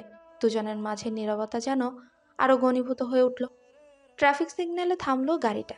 হিমাদ্রির চোখ পড়ে রাস্তার ধারে এক পিচ্চি ফুল বিক্রি করছে। মনে মনে ভাবলো, ফুল দিলে যদি ম্যাডামের মনটা ভালো হয়। তাই জানলার কাজটা নামিয়ে চোখের ইশারায় পিচ্চিটাকে ডাকে। পিচ্চিটা ফুল নিয়ে এলো। হিমাদ্রি পিচ্চিটার গাল টেনে দেয়, তারপর বলে, এক গোচ্ছা লাল গোলাপ আর সাদা কাঠগোলাপের সংমিশ্রণে তোড়া বানিয়ে আমার পাশে বসা ম্যাডামকে দিও। মেয়েটা তাই করলো। ফুলের তোড়া বানিয়ে পাশের সাইডে গিয়ে দরজার জানলাতে টোকা দেয়। জানলাতে টোকা পড়তেই চোখটা খুলে তাকায়, দেখে একটা পিচ্চি। জানলাটা খুলে দিতেই পিচ্চিটা ফুলের তোড়া তার দিকে এগিয়ে দিল। হাত বাড়িয়ে ফুলের তোড়াটা নিল পুতুল। তারপর আফসোসের সুরে বলে, আমার কাছে টাকা নেই। হিমাদ্রি ডোন্ট কেয়ার ভাব নিয়ে বলে, তোর কাছ থেকে টাকা চাইছে? ননসেন্স একটা। আমি সাথে থাকলে তোর টাকা লাগবে না। আর না, টাকা নিয়ে চিন্তা করতে হবে তোর তোর জামাইয়ের অঢেল টাকা। তারপর 500 টাকা বের করে পিচ্চিটার হাতে দিয়ে বলে, সব তোমার টাকা। পিচ্চি মুগ্ধ চোখে টাকার নোটটা হাতে নিয়ে বলে, আপনার মতো ভালো মানুষ খুব কম দেখেছি স্যার। আল্লাহ আপনাদের দুজনকে সুখে রাখুক। বলে সে দ্রুত চলে গেল। পুতুল হিমাদ্রির দিকে তাকিয়ে বলে, আপনার এইসব দেখানোর দরকার ছিল না।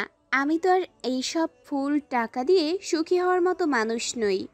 হিমাদ্রি ঠান্ডা গলায় বলে, তুই সুখী হওয়ার মতো মানুষ কিনা সেটা আমি ঠিক করব। তুই শুধু দেখবি আমি তোকে কিভাবে খুশি রাখি। পুতুল তিক্ত স্বরে বলে, যে খুশি অন্য কারো শর্তে আসে সেটা কি খুশি হয় না, শুধু একটা বোঝা? হিমাদ্রি একগাল হেসে বলে, বোঝা নাকি খুশি সেটা সময়ই বলবে। তবে একটা কথা মনে রাখ পুতুল, তোর যখন যা প্রয়োজন হবে সেটা আমি ঠিক বুঝি। এখন এই তোরা নিয়ে তোর মুখে হাসি দেখতে চাই। পুতুল মাথা ঘুরিয়ে আবার বাইরের দিকে তাকিয়ে রয়। ফুলের তোড়া তার কোলে পড়েছিল। হিমাদ্রি তার প্রতিক্রিয়া দেখে আর কিছু না বললেও তার চোখে একটা বিজয়ের হাসি ফুটে ওঠে। গাড়ি সিগন্যাল পেরিয়ে আবার চলতে শুরু করে। পুতুলের হাত আলতো করে ফুলের তোড়া স্পর্শ করলো। হয়তো তার মনে এক ঝলক নরম অনুভূতি খেলে গেল, কিন্তু সে তা প্রকাশ করলো না। বাড়ির সামনে গাড়িটা এসে থামে। পুতুল নামতে হিমাদ্রিও নামে। হিমাদ্রি পুতুলকে ডেকে উঠল। পুতুল, পেছনে ফিরে তাকাতে হিমাদ্রি দ্রুত পায়ে তার সামনে এসে দাঁড়িয়ে বলে, এখন রেস্ট নিবি, দুপুরে ঠিক মতো খাবি। তুই খেয়েছিস কিনা আমি কিন্তু ঠিক খেয়াল রাখবো। মনে করে মেডিসিন নিবি। আর শুন, আমি তো সারাদিন কাজে থাকবো। এই মিটিং তো সেই মিটিং, আমার তো এনার্জির দরকার। হায় আমার কাছে হায়। বলেই কোমরটা টেনে নিয়ে কপালে গভীরভাবে একটা চুমু এঁকে দেয়। এতে করে চোখ বড় বড় হয়ে যায় পুতুলের। পুতুল বিস্ময়ে তাকিয়ে রইল হিমাদ্রির দিকে। তার চোখে লজ্জা, রাগ আর হতবাক হওয়ার মিশ্র অনুভূতি স্পষ্ট। সে নিজেকে সামলে নিয়ে দ্রুত পেছনে সরে গেল। আপনি এমন করলেন কেন? পুতুল ক্ষীণ স্বরে বলল, তার কণ্ঠে অসন্তোষ স্পষ্ট। হিমাদ্রি হেসে বলে, আমার বউ তুই, তোকে আদর করবো না তো কাকে করব? এটা তো আমার অধিকার। পুতুল ঠোঁট চেপে রইল। সে কিছু বলতে গিয়েও থেমে গেল। তারপর মাথা নিচু করে বলে, আপনার অধিকার মানে এই নয় যে আমার ইচ্ছাকে উপেক্ষা করবেন। হিমাদ্রি কপাল কুঁচকে বলে, তোর ইচ্ছার কথা আমি ঠিকই বুঝি পুতুল, তবে তুই যত দ্রুত এটা মেনে নিবি ততই ভালো। আমার ভালোবাসা জোর করে নয়, তুই একদিন নিজেই এটা চাইবি। পুতুল কিছু না বলে দ্রুত বাড়ির ভেতরে চলে গেল। তার মনে এক অজানা অস্বস্তি। হিমাদ্রির আচরণে সে নিজেকে অদ্ভুত এক দ্বন্দ্বের মধ্যে আটকে ফেলেছে।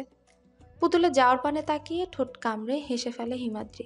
তারপর বলে ওঠে, তোমাকে বাঁধিব আমারও বাহুডোর। আজ রাতেই বাকি খাঁচায় বন্দি করতে হবে, নয়তো উড়ে যাওয়ার সম্ভাবনা আছে। হিমাদ্রি গাড়ি নিয়ে অফিসের দিকে চলে গেল। সেদিনের মিটিংগুলো খুব গুরুত্বপূর্ণ ছিল, আর সে জানতো তার সময়টা এখন কাজে ডুবে থাকার। অফিসে পৌঁছানোর পর সে তার কাজের পুরোপুরি ডুবে গেল। ফোন, ইমেল, মিটিং সব কিছুতেই তার মনোযোগ ছিল, কিন্তু মনের এক জায়গায় পুতুলের কথাও ঘুরছিল। পুতুলের মুখ, তার নীরবতা, তার চোখে জ্বলন্ত প্রশ্ন সবকিছুই তার মনে আকস্মিক হয়েছিল। হিমাদ্রি মিটিংয়ের দিকে সম্পূর্ণ মনোযোগ দিল। তার ভেতরের উদ্বেগ এবং চিন্তা সত্ত্বেও সে জানতো এই মিটিং তার ক্যারিয়ারের জন্য অত্যন্ত গুরুত্বপূর্ণ। প্রতিটি কথা, প্রতিটা সিদ্ধান্তের পরিণতি তার ভবিষ্যতের উপর নির্ভর করবে। মিটিংয়ের শুরু থেকে সে লক্ষ্য করলো অংশগ্রহণকারীরা তার দিকেই তাকিয়ে রয়েছে, অপেক্ষা করছে তার পরবর্তী নির্দেশনার জন্য। সে ঘাড় উঁচু করে দাঁড়িয়ে স্পষ্ট এবং আত্মবিশ্বাসী কণ্ঠে বিষয়গুলো উপস্থাপন করতে শুরু করে। এটা আমাদের জন্য একটি গুরুত্বপূর্ণ মুহূর্ত। হিমাদ্রি বলল, আজকের মিটিংয়ের ফলাফল আমাদের সামগ্রিক পরিকল্পনাকে সামনে এগিয়ে নেবে।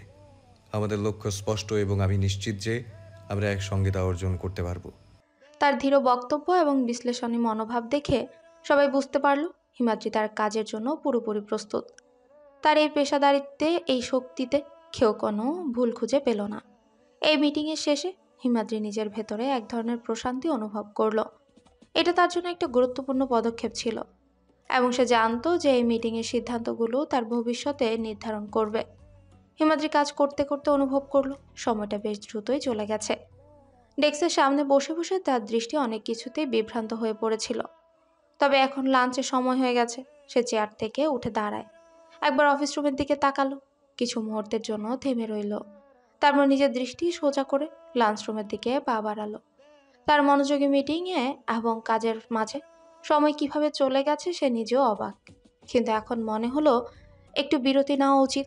শরীর আর মন কিছুটা সতেজ হলে কাজের ফল আরও ভালো আসবে। লাঞ্চ রুমে পৌঁছানোর পর হিমাদ্রি নিজের পছন্দের খাবার নিয়ে একপাশে গিয়ে বসলো। কিছুক্ষণের জন্য মাথা ফাঁকা করে একটু বিশ্রাম নেয়। বাড়ির ল্যান্ডলাইনে ফোন দিল। কাজের মেয়েদের মধ্যে একজন ফোন ধরতেই হিমাদ্রি বলে, তোমাদের ম্যাডাম কোথায়? স্যার, ম্যাডাম তো ঘুমাচ্ছে। সেই যে এসে ঘুমাচ্ছে আর ওঠেনি। ও, এক কাজ করো, ওকে ঘুম থেকে উঠিয়ে ফ্রেশ হয়ে খেতে বলো। বলো যে স্যার বলেছে। কাজের মেয়ে কিছুটা অস্বস্তিতে পড়ে বলল, স্যার, কিন্তু ম্যাডাম তো একটু অসুস্থ, কেমন যেন মেজাজ খারাপ ছিল সকাল থেকে। হিমাদ্রি একে একে শ্বাস টানল এবং ধীরভাবে বলল, তুমি শুধু বলো আমি বলেছি, আর বেশি কিছু নয়। কাজের মেয়ে রয়ে গিয়েছিল কিছুটা বিভ্রান্ত। তবে হিমাদ্রির নির্দেশ না মানলে তার পরিণতি কি হতে পারে সেটা সে জানত। তাই সে ফোনে কথা বলেই ঘরটার দিকে চলে গেল পুতুলকে ঘুম থেকে ওঠানোর জন্য। হিমাদ্রি ফোন রেখে নিজের কাজে মনোযোগী হতে লাগলো। তবে মনে মনে পুতুলের প্রতি কিছুটা চিন্তা ছিল। পুতুল যদি আজও মানসিকভাবে শক্ত না হতে পারে, তাহলে তো ব্যাপারটা আরো জটিল হবে। ভাবছিল সে তাড়াতাড়ি কাজ শেষ করে বাসায় যেতে হবে। মেয়েটার ডাকে পুতুল আস্তে আস্তে চোখ খুলে। তার চোখের কোণে ঘুমের ছাপ স্পষ্ট ছিল। একটু নড়াচড়া করে বিছানায় বসে রয়। শরীরটা শক্ত হয়ে গেছে। মনে হচ্ছিল যেন তার সমস্ত শক্তি শেষ হয়ে গেছে। কাজের মেয়ে পুতুলের কাছে এসে বসলো, বলল, ম্যাডাম, স্যার বলেছে আপনাকে লাঞ্চ করতে হবে। ওঠেন, একটু ফ্রেশ হয়ে নেন। পুতুল এক দৃষ্টিতে তার দিকে তাকালো, তারপর একটু নড়ে চড়ে বিছানা থেকে উঠতে চেষ্টা করে। তার চোখে কিছুটা শূন্যতা ছিল, যেন কিছু বলতে চাইলেও কোনো শব্দ বের হচ্ছিল না। মেয়েটাকে বলল, তুমি যাও, ফ্রেশ হয়ে নিচে আসছি। বলে পুতুল ফ্রেশ হতে গেল। পুতুল ফ্রেশ হয়ে নিচে নেমে ডাইনিং টেবিলে বসে। কিছুক্ষণ পর কাজের মেয়েটা এসে তার সামনে খাবার রেখে গেল। পুতুল চুপচাপ খেতে শুরু করে, তবে তার মন একেবারেই শান্ত ছিল না। চিন্তা আর দ্বিধার মধ্যে সে সময় কাটাচ্ছিল। এর মধ্যে ল্যান্ডলাইনে ফোন এলো। কাজের মেয়েটা রিসিভ করে। রিসিভ হতেই হিমাদ্রি তার গম্ভীর কণ্ঠে বলে, তোমাদের ম্যাডাম উঠেছে? হ্যাঁ স্যার, উঠেছেন, উনি খাচ্ছেন।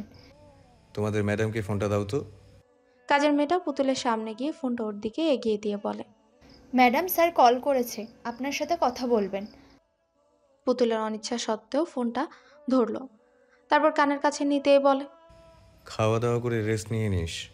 দুষ্টুমি কণ্ঠে বলল, আজ রাতটা তোর উপর ধকল যাবে, তাই শক্তি সঞ্চার করে নে, সাবধানে থাকিস। আমি এসে না হয় তোকে অসাবধান বানাবো। বলে ফোনটা কেটে দিল। থপ্ত শ্বাস ফেলে ফোনটা কাজের মেয়েটার হাতে দিল। পুতুল ধীরে ধীরে চেয়ার ছেড়ে পেছনে হেলান দিল। হিমাদ্রির কথাগুলো তার মনে ভয় আর অস্বস্তির একটা দাগ কাটল। সে চেষ্টা করছিল স্বাভাবিক থাকতে, কিন্তু তার হাতের আঙ্গুলগুলো নিজের অজান্তে টেবিলের উপর দিয়ে ঘুরে চলছিল। খাবারের প্লেটে রাখা চামচটা সে কয়েকবার নাড়াচাড়া করলো, কিন্তু তার মুখে আর কোনো খাবার তোলা হলো না। কাজের মেয়েটা ফোনটা রেখে ফিরে আসে। পুতুলের চুপচাপ বসে থাকা দেখে জিজ্ঞেস করে, ম্যাডাম, আর কিছু লাগবে? পুতুল মাথা নেড়ে না বলে। তার কণ্ঠ তখনও থমথমে ছিল। কাজের মেয়েটা ফিরে যেতে পুতুল চেয়ার ছেড়ে ধীরে ধীরে উঠে। সে জানলার দিকে এগিয়ে গিয়ে বাইরের দিকে তাকায়। দূরে সূর্যের আলো একটু একটু করে ম্লান হয়ে আসছিল। তার মনে হচ্ছিল সন্ধে যেন কোনো এক অজানা অন্ধকারের বার্তা নিয়ে আসছে। পুতুল গভীর শ্বাস ফেলে নিজের হাত দুটো বুকের কাছে মুঠো করে ধরে। তার ভেতরের ভয় আর চিন্তার মধ্যে একটা যুদ্ধ চলছিল। মনে মনে বলল, আমি কি আসলেই আর পালাতে পারবো না? এই নিয়ন্ত্রণের বেড়াজাল কি চিরকালীন? নিজেকে শক্ত করার চেষ্টা করে পুতুল। ধীরে ধীরে সিঁড়ির দিকে এগোলো। সে নিজের রুমে ফিরে যাওয়ার জন্য পা বাড়াল, কিন্তু প্রতিটি ধাপ যেন তার জন্য কঠিন হয়ে যাচ্ছিল। তার মনে হচ্ছিল এবারের প্রতিটি কোণ তাকে তার অক্ষমতার কথা স্মরণ করিয়ে দিচ্ছে। কোনো রকমে খাওয়াটা শেষ করে পুতুল ধীর পায়ে রুমে চলে এলো। দরজা বন্ধ করে বিছানায় বসতে মনে হলো পুরো পৃথিবীটা যেন ভারী হয়ে এসেছে। মাথাটা হাত দিয়ে ধরে চোখ বন্ধ করে। মাথা ধরে প্রচণ্ড ব্যথা হচ্ছে। মনে হচ্ছিল যেন হাজারো চিন্তা আর আতঙ্কে মস্তিষ্কের মধ্যে ঘুরপাক খাচ্ছে। সে ধীরে ধীরে বালিশে মাথা রাখে। চোখ বন্ধ করলেও মনের ভেতরের অশান্তি থামছিল না। হিমাদ্রির কথাগুলো বারবার তার কানে বাজছিল। আজ রাতটা তোর উপর ধকল যাবে, শক্তি সঞ্চয় করে নে। এই কথাগুলোই তার মাথা ব্যথা আরো বাড়িয়ে তুলছিল। পুতুল ঘরের নিস্তব্ধতায় ডুবে রইল। বাতাস যেন তার নিঃশ্বাসের শব্দ স্পষ্ট শোনা যাচ্ছিল। সে চুপচাপ সিলিংয়ের দিকে তাকিয়েছিল। নিজের পরিস্থিতি থেকে মুক্তির পথ খুঁজতে গিয়ে তার মনে আরো অন্ধকার নেমে এলো। নিজেকে শান্ত করার জন্য সে আলতো করে চোখ বুজে কিছুক্ষণ শুয়ে রইল, কিন্তু তার চিন্তাগুলো এক মুহূর্তের জন্য থামছিল না। মনে মনে বলল, এই ঘর, এই পরিবেশ, সব কিছুই যেন আমাকে গ্রাস করে ফেলছে। দেখতে দেখতে সন্ধে নেমে এলো। হিমাদ্রি আর গাড়ি নিয়ে বাড়ির মেন গেটে এসে পৌঁছায়। কলিং বেল বাজানোর পর কাজের মেয়েটা দরজা খুলে দিল। হিমাদ্রি ভেতরে ঢুকে গম্ভীর কণ্ঠে শুধালো, তোমাদের ম্যাডাম কোথায়? কাজের মেয়ে মাথা নিচু করে বলে, স্যার, ম্যাডাম তো দুপুরে খেয়ে রুমে গিয়েছিলেন, তারপর থেকে আর বের হননি, সম্ভবত ঘুমাচ্ছেন। হিমাদ্রি এক দৃষ্টিতে মেয়েটার দিকে তাকিয়ে রয়, তারপর হাতের শপিং ব্যাগটা সামলে সোজা সিঁড়ি ভেঙে উপরে উঠতে লাগে। প্রতিটি ধাপে তার জুতোর আওয়াজ ঘরের নীরবতাকে ভেঙে দিচ্ছিল। উপরে গিয়ে দরজার সামনে দাঁড়িয়ে কিছুক্ষণ চুপ করে থাকলো হিমাদ্রি। তার ঠোঁটে একটা রহস্যময় হাসি ফুটে ওঠে। শপিং ব্যাগটা হাতে ধরে ধীরে ধীরে দরজাটা ঠেলে খুলে রুমের ভেতর ঢুকেই দেখে পুতুল বিছানায় শুয়ে আছে। তার মুখে ক্লান্তির ছাপ স্পষ্ট। হিমাদ্রি চুপচাপ পুতুলের দিকে এগিয়ে গেল। কিছুক্ষণ তার শ্বাসের ওঠানামা দেখতে লাগলো। তারপর বিছানার পাশে রাখা চেয়ারে বসে বলে, এই পুতুল, উঠ। জামাই আসছে, কোথায় দেখভাল করবি তা না, পড়ে পড়ে ঘুমাচ্ছিস? পুতুল ধীরে ধীরে চোখ মেলে তাকালো। তার ক্লান্ত মুখে কিছুটা বিরক্তির ছাপ ফুটে ওঠে। কিন্তু কিছু না বলে সে চুপচাপ উঠে বসার চেষ্টা করে। হিমাদ্রি পুতুলের দিকে তাকিয়ে বলে, এখনো বসে আছিস? যা আমার জন্য কফি নিয়ে আয়, আমি ফ্রেশ হয়ে আসছি। পুতুল কোনো কথা না বলে ধীর পায়ে উঠে রান্নাঘরের দিকে রওনা দিল। তার চোখে স্পষ্ট ক্লান্তি, তবে তার অভিব্যক্তিতে কোনো অভিযোগের ছাপ ছিল না। পুতুল বিছানা থেকে উঠে ধীরে ধীরে কিচেনের দিকে রওনা দিল। রান্নাঘরে ঢুকতেই কাজের মেয়েটা তার দিকে তাকিয়ে বলে, ম্যাডাম, আপনি কিচেনে? কিছু লাগবে? পুতুল হালকা ক্লান্ত গলায় বলে, না, তোমরা তোমাদের কাজ করো, আমি তোমাদের স্যারের জন্য কফি বানাচ্ছি। কাজের মেয়েটা মাথা নেড়ে নিজের কাজে মন দেয়। পুতুল ধীরে ধীরে কফি বানানোর জন্য উপকরণগুলো বের করে। তার মনে এক অজানা অস্বস্তি কাজ করছিল, তবে সে সেটা আড়াল করে তার কাজে মন দেওয়ার চেষ্টা করছিল। পুতুল কফি বানানো শেষ করে মগটা হাতে নেয়। উপরে যাওয়ার সময় হঠাৎ তার মাথায় দুষ্ট বুদ্ধি এলো। সে এক মুহূর্ত থেমে মগের দিকে তাকিয়ে থাকে। এরপর নিজের মুখ থেকে হালকা করে থুথু ছিটিয়ে দিল কফির মধ্যে।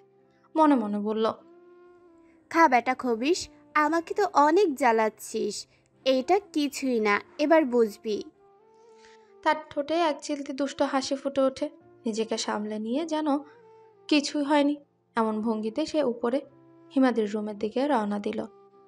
কফি নিয়ে পুতুল ধীরে ধীরে রুমে এসে ঢুকে। হিমাদ্রি তখন বিছানায় হেলান দিয়ে মোবাইলে কিছু দেখছে। পুতুল তার সামনে কফির মগটা রেখে বলে, আপনার কফি। হিমাদ্রি একবার পুতুলের দিকে তাকিয়ে মৃদু হেসে বলে, তুই বানিয়েছিস তো? আশা করি ভালোই হবে। পুতুল মাথা নিচু করে চুপচাপ দাঁড়িয়ে রয়। তার ভেতরে এক ধরনের হাসি লুকিয়েছিল, তবে সেটা বাইরে থেকে বোঝা অসম্ভব। হিমাদ্রি কফির মুখটা তুলে এক চুমুক দিল, তারপর একটু মুখ বাঁকিয়ে বলে, আজ কফির টেস্ট কেমন যেন আলাদা লাগছে। পুতুল নিজের ভেতরের হাসি চেপেই বলে, নতুন ব্র্যান্ডের কফি পাউডার দিয়েছি, তাই হয়তো এমন লাগছে। হিমাদ্রি মাথা নাড়ায়। ভালোই। এরপর আবারও কফির মগে চুমুক দিল। পুতুল কোনো প্রতিক্রিয়া না দেখিয়ে ধীরে ধীরে রুম থেকে বেরিয়ে সে নিজের হাসি আটকে রাখতে পারল না।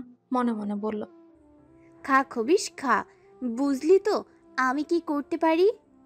হিমাদ্রি বলল, ওখানে দেখ, তোর জন্য আমি শাড়ি আর কিছু অর্নামেন্টস নিয়ে এসেছি। সুন্দর করে রেডি হয়ে সেজে থাকবি রাতের জন্য। কোনো প্রকার তালবাহানা শুনবো না। Got it? পুতুল সত্যিই খেলার পুতুল হয়ে গেছে। পুতুল চলে যেতে নিলে হিমাদ্রি ওকে দাঁড় করিয়ে বলে, আজকে আমার জন্য তুই বিরিয়ানি রান্না করবি। আমি কিন্তু এই লোক তো আছে। বউ থাকতে আমি বাইরের মানুষের রান্না খাবো কেন? এতদিন বউ ছিল না তাই খেয়েছি, এখন বউ আছে, বউয়ের হাতের রান্না খাবো। যা, গো ফাস্ট। পুতুলের চোখে অল্প বিস্ময়ের ছাপ ফুটে ওঠে, তবে সে কিছুই বলল না। ধীরে ধীরে সে রান্নাঘরের দিকে পা বাড়ায়, কিন্তু তার মাথায় একের পর এক প্রশ্ন ঘুরছিল। হিমাদ্রির কথাগুলো যেন তার মনে গেঁথে গেল। পুতুল রান্নাঘরে এসে ফ্রিজ থেকে মাংস বের করে। মাংসটা দেখে কিছুক্ষণ থমকে দাঁড়ালো। মনে হচ্ছিল যেন তার হাত থেকে আর কিছু হচ্ছিলই না। তবে সে নিজের মনকে শক্ত করে রান্না শুরু করে। ধীরে ধীরে মাংস কাটা, মশলা মাখানো আর ভাত ধোয়া সবকিছুই ঠিকঠাক করছিল। তবে তার মনে একটা অস্বস্তি ছিল, কারণ সে জানতো হিমাদ্রির নির্দেশে রান্না করা ছাড়া আর কোনো বিকল্প ছিল না। মাংসের ঘ্রাণ আর মশলার সুবাস রান্নাঘরকে মাতিয়ে তুলেছিল, কিন্তু পুতুলের মনে উঠতে থাকা চিন্তা যেন থামছিল না। এদিকে হিমাদ্রি তার রুমে বসেছিল আর পুতুলের হাতে তৈরি খাবারের জন্য প্রস্তুত হচ্ছিল। সে জানতো আজকে রাতটা তাদের সম্পর্কের জন্য অনেক গুরুত্বপূর্ণ হতে চলেছে। এদিকে হিমাদ্রি একটা কাজ করছে। সে সুন্দর করে নিজের হাতে বেড সাজাতে ব্যস্ত হয়ে পড়ে। একদম আরামদায়ক ও রোমান্টিকভাবে বেড সাজাচ্ছে। বিছানার উপর ছিল সাদা সিল্কের শীট, যা কোমল আর মসৃণ ছিল। সাদা সিটের উপর পিঙ্ক এবং ক্রিম রঙের পিলো কভার দিয়ে সাজানো ছিল বেশ কয়েকটা বড় সাইজের বালিশ। পিলোদের মাঝখানে কিছু রিল্যাক্সিং এবং স্টাইলিশ পিলো রাখা হয়েছিল, যা দেখে মনে হচ্ছিল যেন খুব আরামদায়ক কোনো জায়গা। বিছানার এক কোণে ছিল কিছু হালকা গোলাপি রঙের কুশন, যেগুলোর উপর একে অপরের দিকে সোজা ফুলের পাপড়ি ছড়িয়ে দেওয়া হয়েছিল। বিছানার মাথায় ছিল নরম সাদা বেডরান, যার উপর কিছু সুন্দর কাচের গ্লাসে গোলাপি এবং সাদা ফুল সাজানো হয়েছে। মাঝে ছিল সিল্কের ছোট ছোট ফুলের প্যাটেল, যা বিছানাটাকে আরো রোমান্টিক এবং আকর্ষণীয় করে তুলেছিল। বেডের পাশেই ছিল ছোট ছোট লাইট, যা ফুলের পাপড়ির মতো নরম আলো ছড়াচ্ছিল। এতে বিছানা যেন আরো উজ্জ্বল হয়ে উঠেছিল, আর প্রতিটি ফুলের পাপড়ি যেন মরমী আলোয় নেচে উঠছিল। এই পুরো সাজানো বিছানার উপর অদ্ভুত এক শান্তি ছিল, যেন এখানে কোনো বিশেষ মুহূর্তের জন্য প্রস্তুতি নেওয়া হয়েছিল। বেড আর রুম সাজাতে সাজাতে 9টা বেজে গেল। রান্না শেষে পুতুলের বিরিয়ানির গন্ধে মোমো করছে ঘরটা। পুতুল টেবিলের উপর খাবারটা সার্ভ করে রেখে নিচ থেকে ডাক দিচ্ছে। এই যে শুনছেন, এই যে লাট সাহেব শুনছেন, এসে খেয়ে আমাকে উদ্ধার করুন। পুতুলের ডাক শুনে সে নিচে নামে হিমাদ্রি। পুতুলের ডাক শুনে হিমাদ্রি নিচে নামে, সোজা টেবিলের পাশে গিয়ে চেয়ার টেনে বসে পড়ে। তারপর পুতুলকে এক দৃষ্টিতে তাকিয়ে বলে, তোর শাড়ি আর অর্নামেন্টস আমি পাশের রুমে রেখেছি, নে এইবার বসে খাওয়া শুরু কর। পুতুল একটু চমকে গেল, তবে হিমাদ্রির কথায় কোনো বিরোধিতা না করে সে টেবিলের দিকে এগিয়ে গেল। চেয়ার টেনে বসে খাবার খেতে শুরু করে। কিন্তু তার তো খাবার গলা দিয়ে যাচ্ছে না, তবুও খাচ্ছে। কোনো রকম খেয়ে উঠে যেতে নিলে হিমাদ্রি বলে, সুন্দর করে সেজে আয়, তোর জন্য পারফিউম রাখা আছে শপিং ব্যাগের ভেতরে। পুতুলের বুকটা ধক করে উঠল, কিছু বলল না। তার পা কাঁপছে, অনেক কষ্টে হেসে কিছুই বলল না। তার পা কাঁপছে, অনেক কষ্টে সে হেঁটে উপরে গেল। পাশের রুমে গিয়ে কিছুক্ষণ খাটে বসেছিল। কাঁদছে ও, কান্না থামাতেও পারছে না। আজ তার সত্তাকে বিসর্জন দিতে হবে। কান্না থামিয়ে ওয়াশরুমে গেল ফ্রেশ হতে। ফ্রেশ হয়ে এসে অনিচ্ছা সত্ত্বেও সে শাড়ি পরে এক এক করে সেজে নিল। গায়ে করা পারফিউম, কিন্তু এই পারফিউমের গন্ধে তার মনটা ছুঁতে পারল না। সে হেঁটে রুমের দিকে গেল। দরজার সামনে এসে বুক ফুলিয়ে শ্বাস নিয়ে দরজায় নক করে। দরজায় নক পড়তেই হিমাদ্রি বিজয়ের হাসি দিয়ে বলে, কাম ইন। দরজা ঠেলে ভেতরে গেল। রুমটা সুন্দর করে সাজানো, কিন্তু এই সাজানোটা তার মনে তো ছুঁতে পারছে না। লাল জামদানি শাড়ি পরা পুতুলকে পুরো পুতুল পুতুল লাগছে। লাল রাঙা ঠোঁট, টানা টানা চোখ, দীঘল কালো চুল, হাতের জুড়ে ঝনঝন শব্দে রুমটা ভরে উঠছে। কাজল রাঙা চোখে বিষাদের পারদ, সব মিলিয়ে অপরূপা লাগছে। হিমাদ্রির বুকে হাত দিয়ে মনে মনে বলে ওঠে, মাশাআল্লাহ। পুতুলের মুখে হাসি নেই। হিমাদ্রি গম্ভীর কণ্ঠে বলে উঠল, মন খারাপের কিছু নেই। বিয়ে যখন হয়েছে তাহলে স্বামী স্ত্রীর সম্পর্কটাও স্বাভাবিক। কেঁপে ওঠে পুতুল। হিমাদ্রি দরজাটা লক করে দিয়ে পুতুলের সামনে গিয়ে পুতুলকে কোলে তুলে ফুলে সজ্জিত বেডে বসিয়ে দিল। তারপর ওর হাতে হাত রেখে বলল, আজ তুই বুঝবি না, কিন্তু একদিন বুঝবি। পকেট থেকে একটা আংটি বের করে সেটা পুতুলের হাতে পরিয়ে দিল। তারপর পুতুলের হাত ধরে দাঁড় করিয়ে দিয়ে বলল, চলো একটু ডান্স করি। বলেই গান ছেড়ে দিল। হিমাদ্রি পুতুলের কোমরটা ধরতে কেঁপে ওঠে পুতুল। বুকের ভেতরেও কেমন করে ওঠে। এই স্পর্শটা তার অসহ্য লাগছে, তবুও সে মেনে নিচ্ছে। হিমাদ্রি পুতুলের গালটা ধরে উন্মাদের মতো চুমু দিতে লাগলো, পুতুলের ঠোঁটেও। আস্তে ধীরে পায়ের সাথে পা নিয়ে বেডে নিয়ে শুয়ে দিল। তারপর নিজেও শুয়ে পড়ে। তারপর শাড়ির আঁচলটা টেনে সরিয়ে দিল বুক থেকে। বুকে মুখ গুজে দেয় হিমাদ্রি। বিছানা চাদর খামচে ধরে পুতুল। বুক থেকে পেটে নামে। পেটে মুখ গুজে দিয়ে গভীর চুমু দিচ্ছে। থরথর করে কেঁপে উঠছে পুতুল। একে একে সব বস্ত্র খুলে দিল। পুতুলের মুখটা চেপে ধরে পেটের কাছে তিলটাতে দাঁত দিয়ে চেপে ধরে। ব্যথায় কুকড়ে ওঠে পুতুল। পুতুলের নরম তুলতুলে শরীরটা হিমাদ্রির আয়ত্তে বেসামালভাবে ছুঁয়ে দিচ্ছে। শরীরের প্রতিটা ভাঁজে মিলিত হচ্ছে হিমাদ্রি পুতুলের সাথে। আর পুতুল ঘৃণা ভরা নিয়ে এই হিমাদ্রির উন্মাদনা সহ্য করছে। চোখ দিয়ে পানি ঝরছে। রাতের আধার কেটে চারদিকে ভোরের আলো ফুটে উঠেছে। হিমাদ্রি তার অভ্যাস মতো সকালে উঠে পড়ে। চোখ খুলতেই তার দৃষ্টি পড়ে পাশে ঘুমিয়ে থাকা পুতুলের দিকে। পুতুল হিমাদ্রির লোমশ বুকের উপর মাথা রেখে গভীর ঘুমে মগ্ন। তার মুখে এক ধরনের শিশুসুলভ শান্তি, যা কোনো কঠিন বাস্তবতাকে ছাপিয়ে যেন তার আত্মাকে জুড়িয়ে দিচ্ছে। হিমাদ্রি গভীর মমতায় পুতুলের দিকে তাকিয়ে রয়। তার মনে হলো এতদিনের একাকিত্ব, সব শূন্যতা যেন এক নিমিষে পূর্ণ হয়ে গেছে। পুতুল এখন শুধু তার স্ত্রী নয়, তার জীবনের প্রতিটি শূন্যতার সঙ্গী। এটাই হয়তো আমার জীবনের সবচেয়ে বড় পাওয়া। হিমাদ্রি মনে মনে বলে। সে ধীরে ধীরে পুতুলের চুলে আলতো করে হাত বুলিয়ে দিল, যেন এই মুহূর্তটুকু চিরস্থায়ী করতে পারে। পুতুল নড়ে চড়ে ওঠে, কিন্তু তার ঘুম ভাঙল না। হিমাদ্রি মৃদু হেসে ফিস ফিস করে বলে, তুই আমার একমাত্র আপনজন, আমার সমস্ত একাকিত্বের শেষ আশ্রয়। হিমাদ্রি কিছুক্ষণ এভাবে তার পাশে বসে রয়। তারপর ধীরে ধীরে উঠে গিয়ে জানলার পর্দা সরিয়ে দেয়। বাইরের ভোরের আলোর সঙ্গে হিমাদ্রির হৃদয়ও যেন আলোকিত হয়ে ওঠে। হিমাদ্রির চোখ গেল পুতুলের গলার দিকে। সেখানে তার দেয়া চিহ্ন স্পষ্ট দেখা যাচ্ছিল। গলার ত্বকটা একটু লালচে হয়ে আছে। তার শক্তির চিহ্ন হয়ে রয়ে গেছে সেখানে। হিমাদ্রি একটু মুচকি হেসে বলে, তোর উপর আমার অধিকার প্রতিটা চিহ্নেই লেখা থাকবে। তুই এখন শুধু আমার, আর কারো না। পুতুল যেন ঘুমের মধ্যেও সেই চিহ্নের অস্তিত্ব অনুভব করছিল। সে অজান্তে গলার দিকটা একটু চেপে ধরে। হিমাদ্রি সেই নিষ্পাপ ভঙ্গি দেখে মৃদু হাসে, তারপর নিজেকে সংবরণ করে পুতুলের মাথায় আলতো হাত বুলিয়ে দিল। বাইরে সূর্যের আলো আরো উজ্জ্বল হচ্ছিল, আর হিমাদ্রির ভেতরে এক নতুন সকাল যেন উকি দিচ্ছিল। তুই আমার পৃথিবী পুতুল।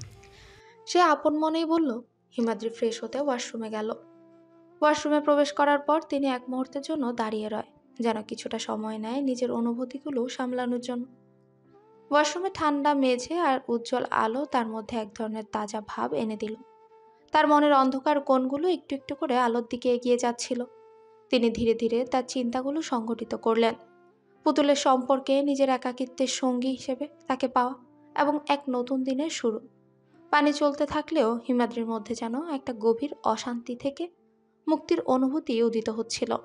তার এই মুহূর্তগুলো হালকা আর শুদ্ধ হয়ে উঠছিল, যেন নতুন করে তার জীবনে একটা প্রারম্ভের সূচনা। লম্বা শাওয়ার নিয়ে সে হিমাদ্রি তাজা হতে বাহিরে বাগানে গেল হাঁটতে। তার শরীর থেকে ভেজা কাপড়ের গন্ধ মিলিয়ে শীতল বাতাসের সঙ্গে মিশে যাচ্ছিল।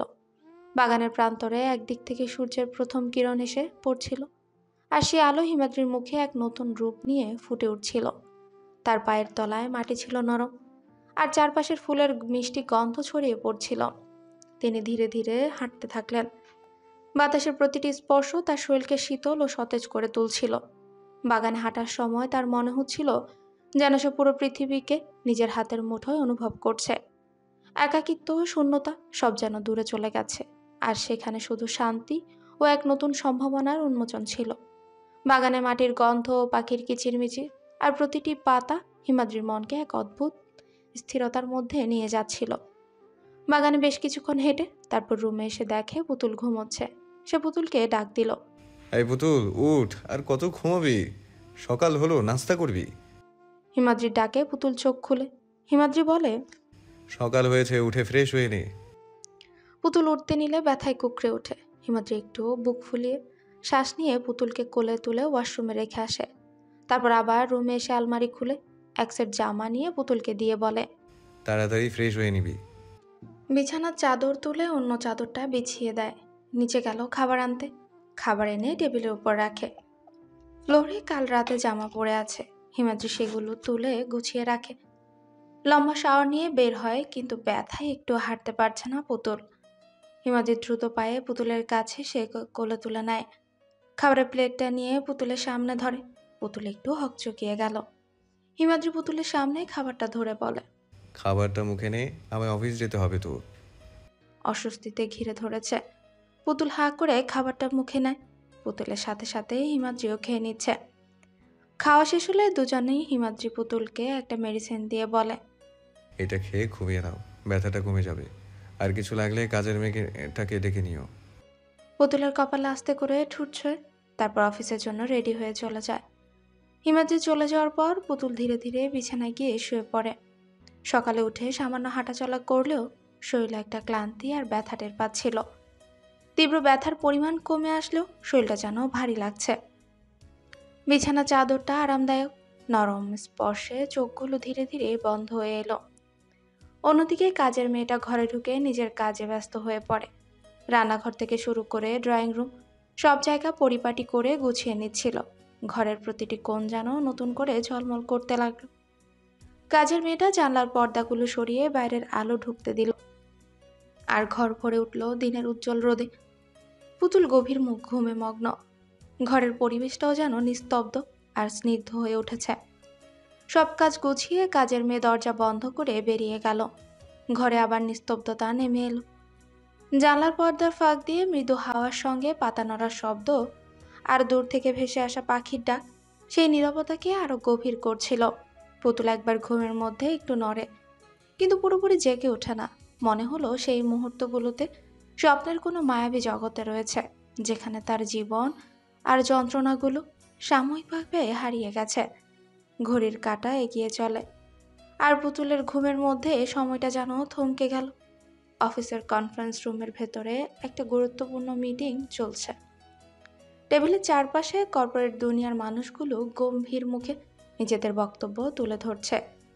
সোয়াদ আহমেদ, একজন আত্মবিশ্বাসী তরুণ উদ্যোক্তা, তার কোম্পানির নতুন প্রজেক্টর প্রস্তাব তুলে ধরছে। তার শব্দচয়ন, প্রেজেন্টেশনের দক্ষতা এবং আত্মবিশ্বাস টেবিলে বসে থাকা অন্যদের মুগ্ধ করছে। কিন্তু হিমাদ্রি, যে বরাবরই বাস্তবভিত্তিক এবং নিখুঁত পরিকল্পনার মানুষ, চুপচাপ বসে সোয়াদের প্রেজেন্টেশন পর্যবেক্ষণ করছিল। তার কপাল গভীর ভাঁজ আর চোখের দৃষ্টি বোঝাই যাচ্ছিল সে প্রস্তাবটি পুরোপুরি পছন্দ করেনি। মিস্টার সোয়াদ, হিমাদ্রি কথা শুরু করে, তার স্বভাব সিদ্ধ, শান্ত অথচ ধীর কণ্ঠ। আপনার আইডিটা বেশ আকর্ষণীয় এবং উচ্চাকাঙ্ক্ষী, তবে আমার মনে হচ্ছে এই প্রজেক্টে ঝুঁকি অনেক বেশি। আপনার বাজেট, প্রক্ষেপণ আর সময়সীমা বাস্তবসম্মত বলে মনে হচ্ছে না। সোয়াদ একটু অবাক হলেও নিজেকে সামলে নিয়ে বলে,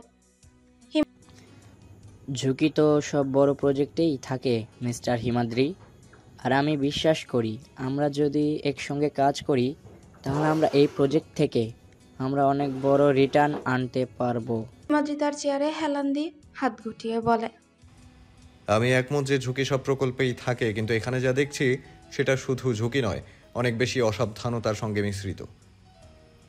ক্লায়েন্টদের প্রত্যাশা মেটাতে হলে আমাদের আরও পরিষ্কার এবং স্থিতিশীল পরিকল্পনা দরকার, আর এই মুহূর্তে আমি এখানে সেই ভরসা পাচ্ছি না।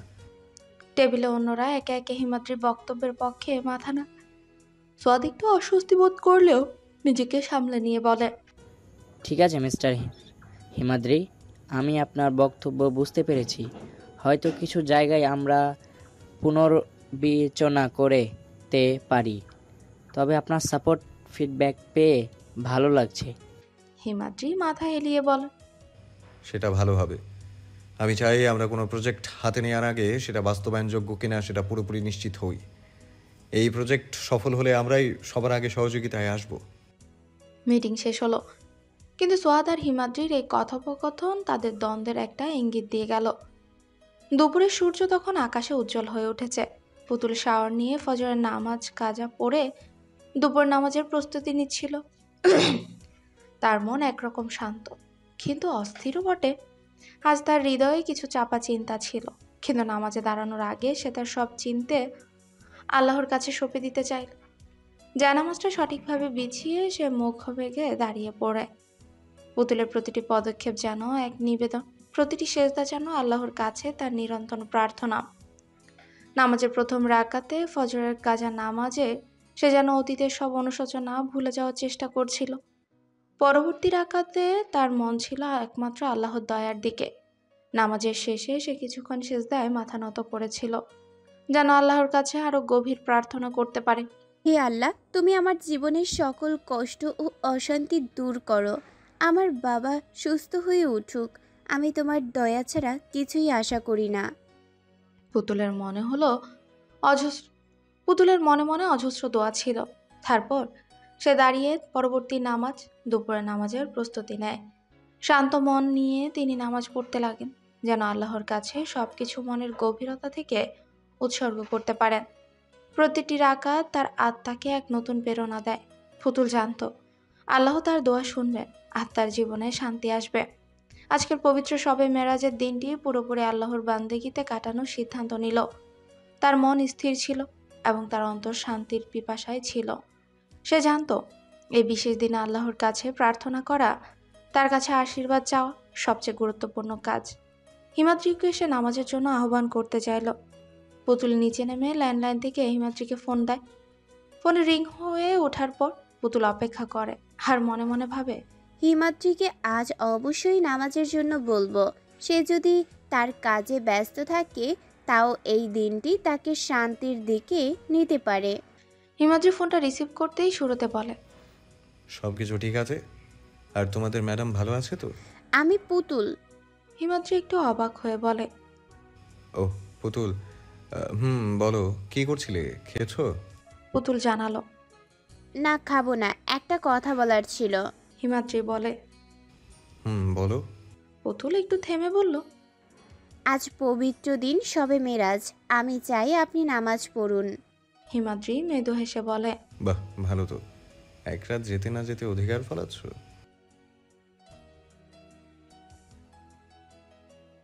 বলেই ফোনটা কেটে দিল। পুতুল একটু ভাবলো, তার জন্য এ ধরনের কথা বলা হয়তো হিমাদ্রির কাছে মজা, কিন্তু পুতুলের তার অনুভূতির গভীরতা, আল্লাহর প্রতি তার একাগ্রতা এবং শবে মেরাজের পবিত্রতা পালন করার ইচ্ছে। পরের দিন সকালে হিমাদ্রি তার অভ্যাস মতো ভোরে উঠে পড়ে। কাল সারা রাত নামাজ পড়ে ভোরের দিকে ঘুমিয়েছে সে, তবে তার মনে ছিল অদ্ভুত এক শান্তি। ঘুম থেকে উঠে চারপাশে তাকিয়ে দেখল পুতুল এখনো গভীর ঘুমে মগ্ন। পুতুলের মুখে সেই শিশুসুলভ শান্তি যেন তার সমস্ত ক্লান্তি মুছে দিচ্ছে। হিমাদ্রি ধীরে ধীরে তার পাশে গিয়ে বসে।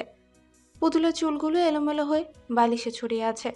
সে ভালোবাসায় ভরা চোখে পুতুলের দিকে তাকিয়ে মৃদু হাসে। তারপর আলতোভাবে পুতুলের মাথায় হাত বুলিয়ে দিল, যেন এই ছোঁয়ায় তার সমস্ত ভালোবাসা প্রকাশ করতে পারে। কপালের একপাশে চুমুক দিয়ে খুব নিচু স্বরেই বলে, তুই আমার শান্তি পুতুল। পুতুল ঘুমের মধ্যেও সামান্য নড়ে, কিন্তু পুরোপুরি জাগলো না। হিমাদ্রি মৃদু হেসে উঠে দাঁড়ালো এবং ফ্রেশ হতে ওয়াশরুমে চলে গেল। শাওরের ঠান্ডা পানির ধারা তার শরীরকে যেমন সতেজ করছিল, তেমনি মনে নতুন দিনের উদ্যম এনে দিচ্ছিল। মাথায় ঘুরছিল পুতুলের মুখের সেই প্রশান্ত ভঙ্গি আর বিগত রাতের বিশেষ মুহূর্তগুলো। ফ্রেশ হয়ে হিমাদ্রি বাগানে হাঁটতে বের হয়। বাগানে শীতল বাতাস আর ফুলের মিষ্টি গন্ধ তাকে আরো সতেজ করে তোলে। চারপাশের প্রকৃতির সজীবতা দেখে তার মনে হলো আজকের দিনটা এক নতুন শুরু হতে চলেছে। কিছুক্ষণ হাঁটার পর সে ঘরে ফিরে এলো এবং দেখলো পুতুল এখনো ঘুমোচ্ছে। হিমাদ্রি আলমারি খুলে পুতুলের জন্য একটা জামা বের করে বিছানার পাশে রেখে দিল। তারপর ধীরে ধীরে পুতুলের পাশে বসে আবারও তার চুলে হাত বুলিয়ে বলে, পুতুল এবার ওঠ, অনেক দেরি হয়ে গেছে, নাস্তা করে নিতে হবে তো। পুতুল ধীরে ধীরে চোখ মেলে তাকিয়ে বিছানা থেকে নামার চেষ্টা করতে হিমাদ্রি তার দিকে তাকিয়ে মৃদু হেসে বলে, তোর জন্য জামা বের করে রেখেছি, এটা নিয়ে গিয়ে ফ্রেশ হয়ে নে। পুতুল ভ্রুকুচকে হিমাদ্রির দিকে তাকালো। তার চোখে খানিকটা অবিশ্বাস আর মৃদু রাগের ছায়া। তারপর ঠোঁট গোল করে বলল, হঠাৎ আমার প্রতি এত দরদ কিসের? নতুন কিছু? হিমাদ্রি তার কথা শুনে হাসি চেপে মৃদু গলায় বলে, তোর প্রতি দরদ আমার সারা জীবনই ছিল, কিন্তু তুই কখনো বুঝিসনি। পুতুল হালকা বিরক্তি মুখে বলে, আপনার এইসব আদিক্ষেতে আমার বিরক্ত লাগছে। হিমাদ্রি মৃদু হাসি দিয়ে ঠান্ডা গলায় বলে, তুই আমার স্ত্রী, তোর প্রতি ভালোবাসাটা যদি তোর কাছে আদিক্ষেতা লাগে তাহলে আমার কিছু যায় আসে না।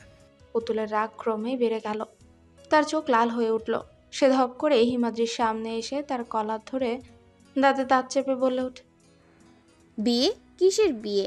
আমি এই বিয়ে মানি না। এই বিয়ে চূর্ণ বিচূর্ণ করে দেব, বুঝলেন? হিমাদ্রি চমকে গেল, কিন্তু তা প্রকাশ করলো না। সে ঠান্ডা গলায় বলল, তোর রাগ আমি বুঝতে পারি, কিন্তু তোর রাগে কিছু বদলাবে না পুতুল। তুই চাইলেও এই সম্পর্ক শেষ করতে পারবি না, কারণ তুই আমার স্ত্রী আর আমি তোর স্বামী। আমরা একে অপরের প্রতি দায়বদ্ধ।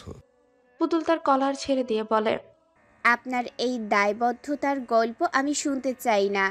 আমাকে নিয়ে আপনি যা খুশি করছেন, কিন্তু আমার জীবন আমার মতো চলবে। আমি এই বিয়েতে বন্দি হতে চাই না। আপনি আমাকে রক্ষিতা করে রাখার জন্যই বিয়ে করেছেন, তাই না? হিমাদ্রির চোখের দৃষ্টি কঠিন হয়ে ওঠে। তার কণ্ঠস্বরে একটা শক্তি ঝরে পড়ে। শুন পুতুল, তোকে রক্ষিতা করার জন্য বিয়ে করার দরকার ছিল না। আমি তোকে সম্মান দিয়ে নিজের জীবনে জায়গা দিতে চেয়েছি, তাই বিয়ে করেছি। আর তুই বিয়ে করেছিস শুধু তোর বাবার প্রাণ বাঁচানোর জন্য। ভুল বলছি? পুতুল কিছুক্ষণ স্তব্ধ হয়ে রইল। তার চোখের ভেতরে বিস্ময় আর রাগ মিশে গেল। হ্যাঁ, আমি আমার বাবার জন্য বিয়ে করেছি। তার জীবনটা ছিল আমার কাছে সবচেয়ে গুরুত্বপূর্ণ। আপনি কি ভেবেছেন আমি আপনার প্রেমে পড়ে গেছি? না, এই বিয়ে আমার জন্য একটা বন্দিত্ব ছাড়া আর কিছুই নয়। হিমাদ্রি শান্ত কিন্তু ধীর কণ্ঠে বলল, হ্যাঁ আমি জানি তোর বাবার জন্য তুই ত্যাগ করেছিস, সেটা আমি সম্মান করি। কিন্তু তুই যা ভাবছিস আমি তোকে বন্দী করে রাখার জন্য কিছু করিনি। তোর ভালো চেয়েছি, আর তুই আবার জীবনের একটা বড় অংশ হয়ে গেছিস। পুতুল এবার তীক্ষ্ণ গলায় বলে ওঠে, আপনার ভালো চাওয়া আমার জন্য বিষাক্ত। আপনি আমার স্বাধীনতা কেড়ে নিয়েছেন। আমার জীবনের সব সিদ্ধান্ত আপনি নিয়েছেন। এটা ভালোবাসা নয়, এটা জোর জবরদস্তি। হিমাদ্রি গভীরভাবে তার দিকে তাকিয়ে বলে, তোর সব ইচ্ছা অনিচ্ছায় আমার নিয়ন্ত্রণ। সো বেবি, এত হাইপার হওয়ার কিছু নেই। যাও ফ্রেশ হয়ে নাও, নিচে তোমার জন্য অপেক্ষা করছি। একসাথে নাস্তা করব। ইউ নো হোয়াট, বউ ছাড়া নাস্তা করে আমার আবার শান্তি আসে না। পুতুল বিরক্তি হয়ে বলে ওঠে, আপনার এই বউ বউ বলা বন্ধ করুন। আমি এই সম্পর্ক মানি না, বুঝলেন? হিমাদ্রি কৌতুকে সুরে বলে, তুই মানিস আর না মানিস, আমি তোকে বউ বলেই ডাকবো। আর তুই সেটা একদিন নিজের মুখে মেনে নিবি। পুতুল তার কথায় কিছু না বলে ভ্রুকুচকে তাকায়, তারপর গম্ভীর মুখে বলে, ঠিক আছে, আমি ফ্রেশ হয়ে আসছি, কিন্তু আমার সময় মতো নিচে আসব, আপনার ইচ্ছে মতো না। হিমাদ্রি ডেভিল হাসি দিয়ে বলে, নো প্রবলেম সুইট হার্ট, আমি না হয় খালি পেটেই তোর বক বক শুনবো। আমার একটাই তো বউ, তার জন্য আমার আবার অঠেল সময়। রাগে গা পিত্তি জ্বলে উঠছে পুতুলের। পুতুল কোনো কথা না বলে চুপচাপ চলে গেল ফ্রেশ হতে।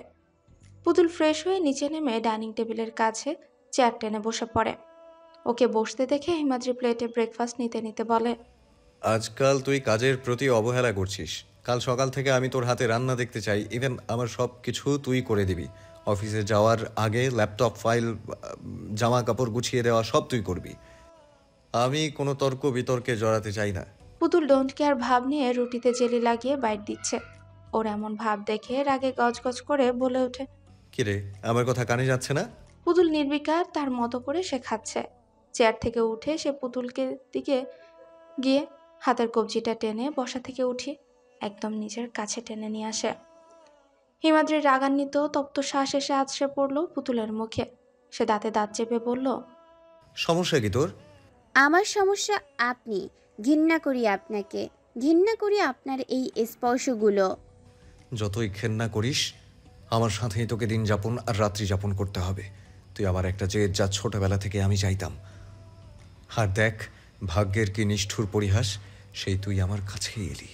তোকে এত সহজে ছাড়ি কি করে? যতটা কষ্ট এই আবে হিমাদ্রি চৌধুরী পেয়েছি, ততটাই কষ্ট তোকে দেব, মিসেস হিমাদ্রি চৌধুরী।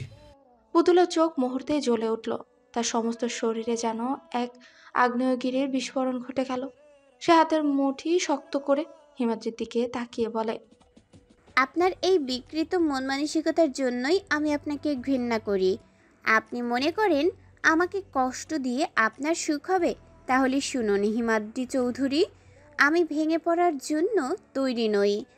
আপনি যত কষ্টই দিন না কেন, আমি এই কষ্টের মধ্যে থেকেও নিজের আত্মসম্মান ধরে রাখব। হিমাদ্রি ঠোঁটে তিক্ত হাসি ফুটল।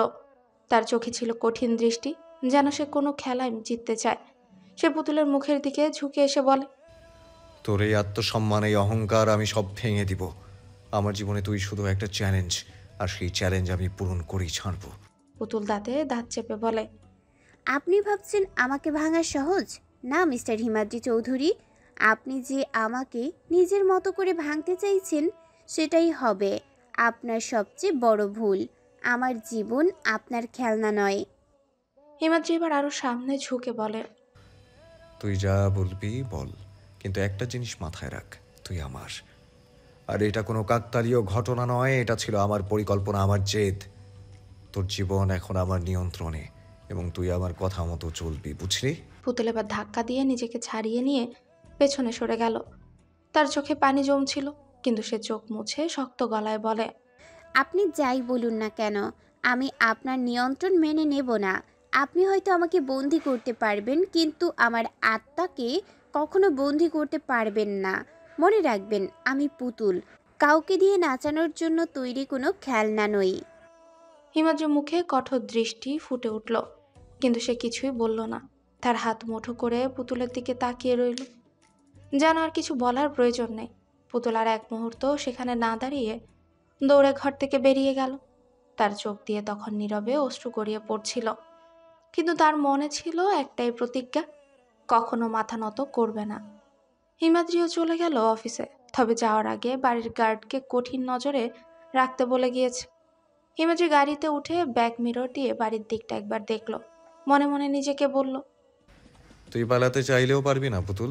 তুই আমার কাছে আসার জন্যই তৈরি হয়েছিস, আর তুই আমার কাছেই থাকবি। অন্যদিকে পুতুল জানলার পাশে দাঁড়িয়ে দেখছিল হিমাদ্রির গাড়ি বাড়ি ছাড়ছে। তার মুখে এক ধরনের অনড় ফুটে ওঠে। নিজের মনেই বলে, আপনি যতই আমাকে আটকাতে চান, আমি ঠিক বের হওয়ার রাস্তা বের করব। আপনার এই কঠোরতা আর নিয়ন্ত্রণ আমাকে আটকে রাখতে পারবে না। পুতুল বিছানায় গা এলিয়ে দিয়ে বালিশে মাথা রাখতে চোখ বন্ধ করে গম্ভীরভাবে শ্বাস নেয়। তার শরীর ক্লান্ত, কিন্তু মনে একেবারে জেগে আছে। তার মনে একের পর এক ভাবনা আসতে শুরু করে। পুতুলের মনে হঠাৎ করেই ছোট্টবেলার স্মৃতিগুলো উকি দিল। বাবার সঙ্গে বাগানে দৌড়ানো, মায়ের সঙ্গে সন্ধ্যের গল্প, আর তার সেই চঞ্চল স্বাধীনতা প্রিয় সত্তা। সে তখন কত স্বাধীন ছিল, কিন্তু এখন এখন তার জীবন যেন অন্য কারো হাতে বন্দী হয়ে গেছে। পুতুল এক সময় উঠে বসে। তার চোখে সে নিজের মনেই বলে, আমি কি এমনই থাকবো? না, আমাকে কিছু একটা করতেই হবে। আমার এই জীবন আর কেউ এর ওপর দখল নিতে পারে না। তবুও একটা ভয় তাকে পিছু ছাড়ছিল না। সে জানে হিমাদ্রি সহজে কিছু ছাড়বে না। তার সেই দৃঢ়তা আর নিয়ন্ত্রণের অভ্যাসের কাছে বারবার তাকে হারতে হয়েছে। পুতুল বিছানা থেকে নেমে ঘরের এক কোণে গিয়ে দাঁড়ায়। জানলার বাইরে তাকিয়ে দেখে বাগানের মাঝখানে গার্ডরা দাঁড়িয়ে ওপরে কড়া নজর রাখছে। পুতুলের ঠোঁটের কোণে একটা নিঃশব্দ হাসি ফুটে ওঠে। আপনার এই নজরদারি ভেঙে ঠিক বের হয়ে যাব একদিন, মিস্টার হিমাদ্রি চৌধুরী। আপনি দেখবেন আমি কিভাবে নিজের জন্য নিজের জীবন ফিরিয়ে আনি। পুতুল মাথার তীব্র ব্যথায় কাতর হয়ে ড্রয়ার খুলে একটা স্লিপিং পিল বের করে। তার হাত কাঁপছিল, কিন্তু সে চেষ্টা করলো নিজেকে স্থির রাখতে। অল্প পানি নিয়ে ওষুধটা গিলে ফেলে। বিছানায় ফিরে শুয়ে পড়তে পড়তে সে নিজের মনেই বলে, এই ব্যথা কেবল মাথায় নয়, আমার পুরো জীবনটাই যেন একটা বোঝা হয়ে গেছে। কবে মুক্তি পাবো এই অদ্ভুত জীবনের ছায়া থেকে? চোখ বন্ধ করলো পুতুল, কিন্তু মনে যেন ঝড় বইছিল। হিমাদ্রি সেই কঠিন দৃষ্টির সামনে দাঁড়ানোর মুহূর্তগুলো বারবার মনে আসছিল। তার কথাগুলো, তার স্পর্শ, সব যেন তাকে অস্বস্তিতে ফেলছিল। ধীরে ধীরে স্লিপিং পিলের প্রভাব কাজ করতে শুরু করে। পুতুলের শ্বাস প্রশ্বাস ভারী হয়ে এলো। শরীরটা শিথিল হয়ে ঘুমের গভীরে তলিয়ে যেতে লাগলো। তবে তার মুখে তবুও এক ধরনের অনড় ভাব রয়ে গেল, যেন ঘুমের মধ্যেও সে তার লড়াইয়ের সিদ্ধান্ত ভুলতে পারছে না। ঘরটা নিস্তব্ধ হয়ে গেল। জানলার বাইরে গার্ডরা পাহারায়, আর ভেতরে পুতুল গভীর ঘুমে তলিয়ে আছে। কিন্তু এই নিস্তব্ধতার আড়ালে যেন এক ঝড় জমাট বাঁধছিল পুতুলের মনে এবং তার ভবিষ্যৎ জীবনের পথে। অন্ধকার রুমের মধ্যে এক অদ্ভুত নীরবতা বিরাজ করছে।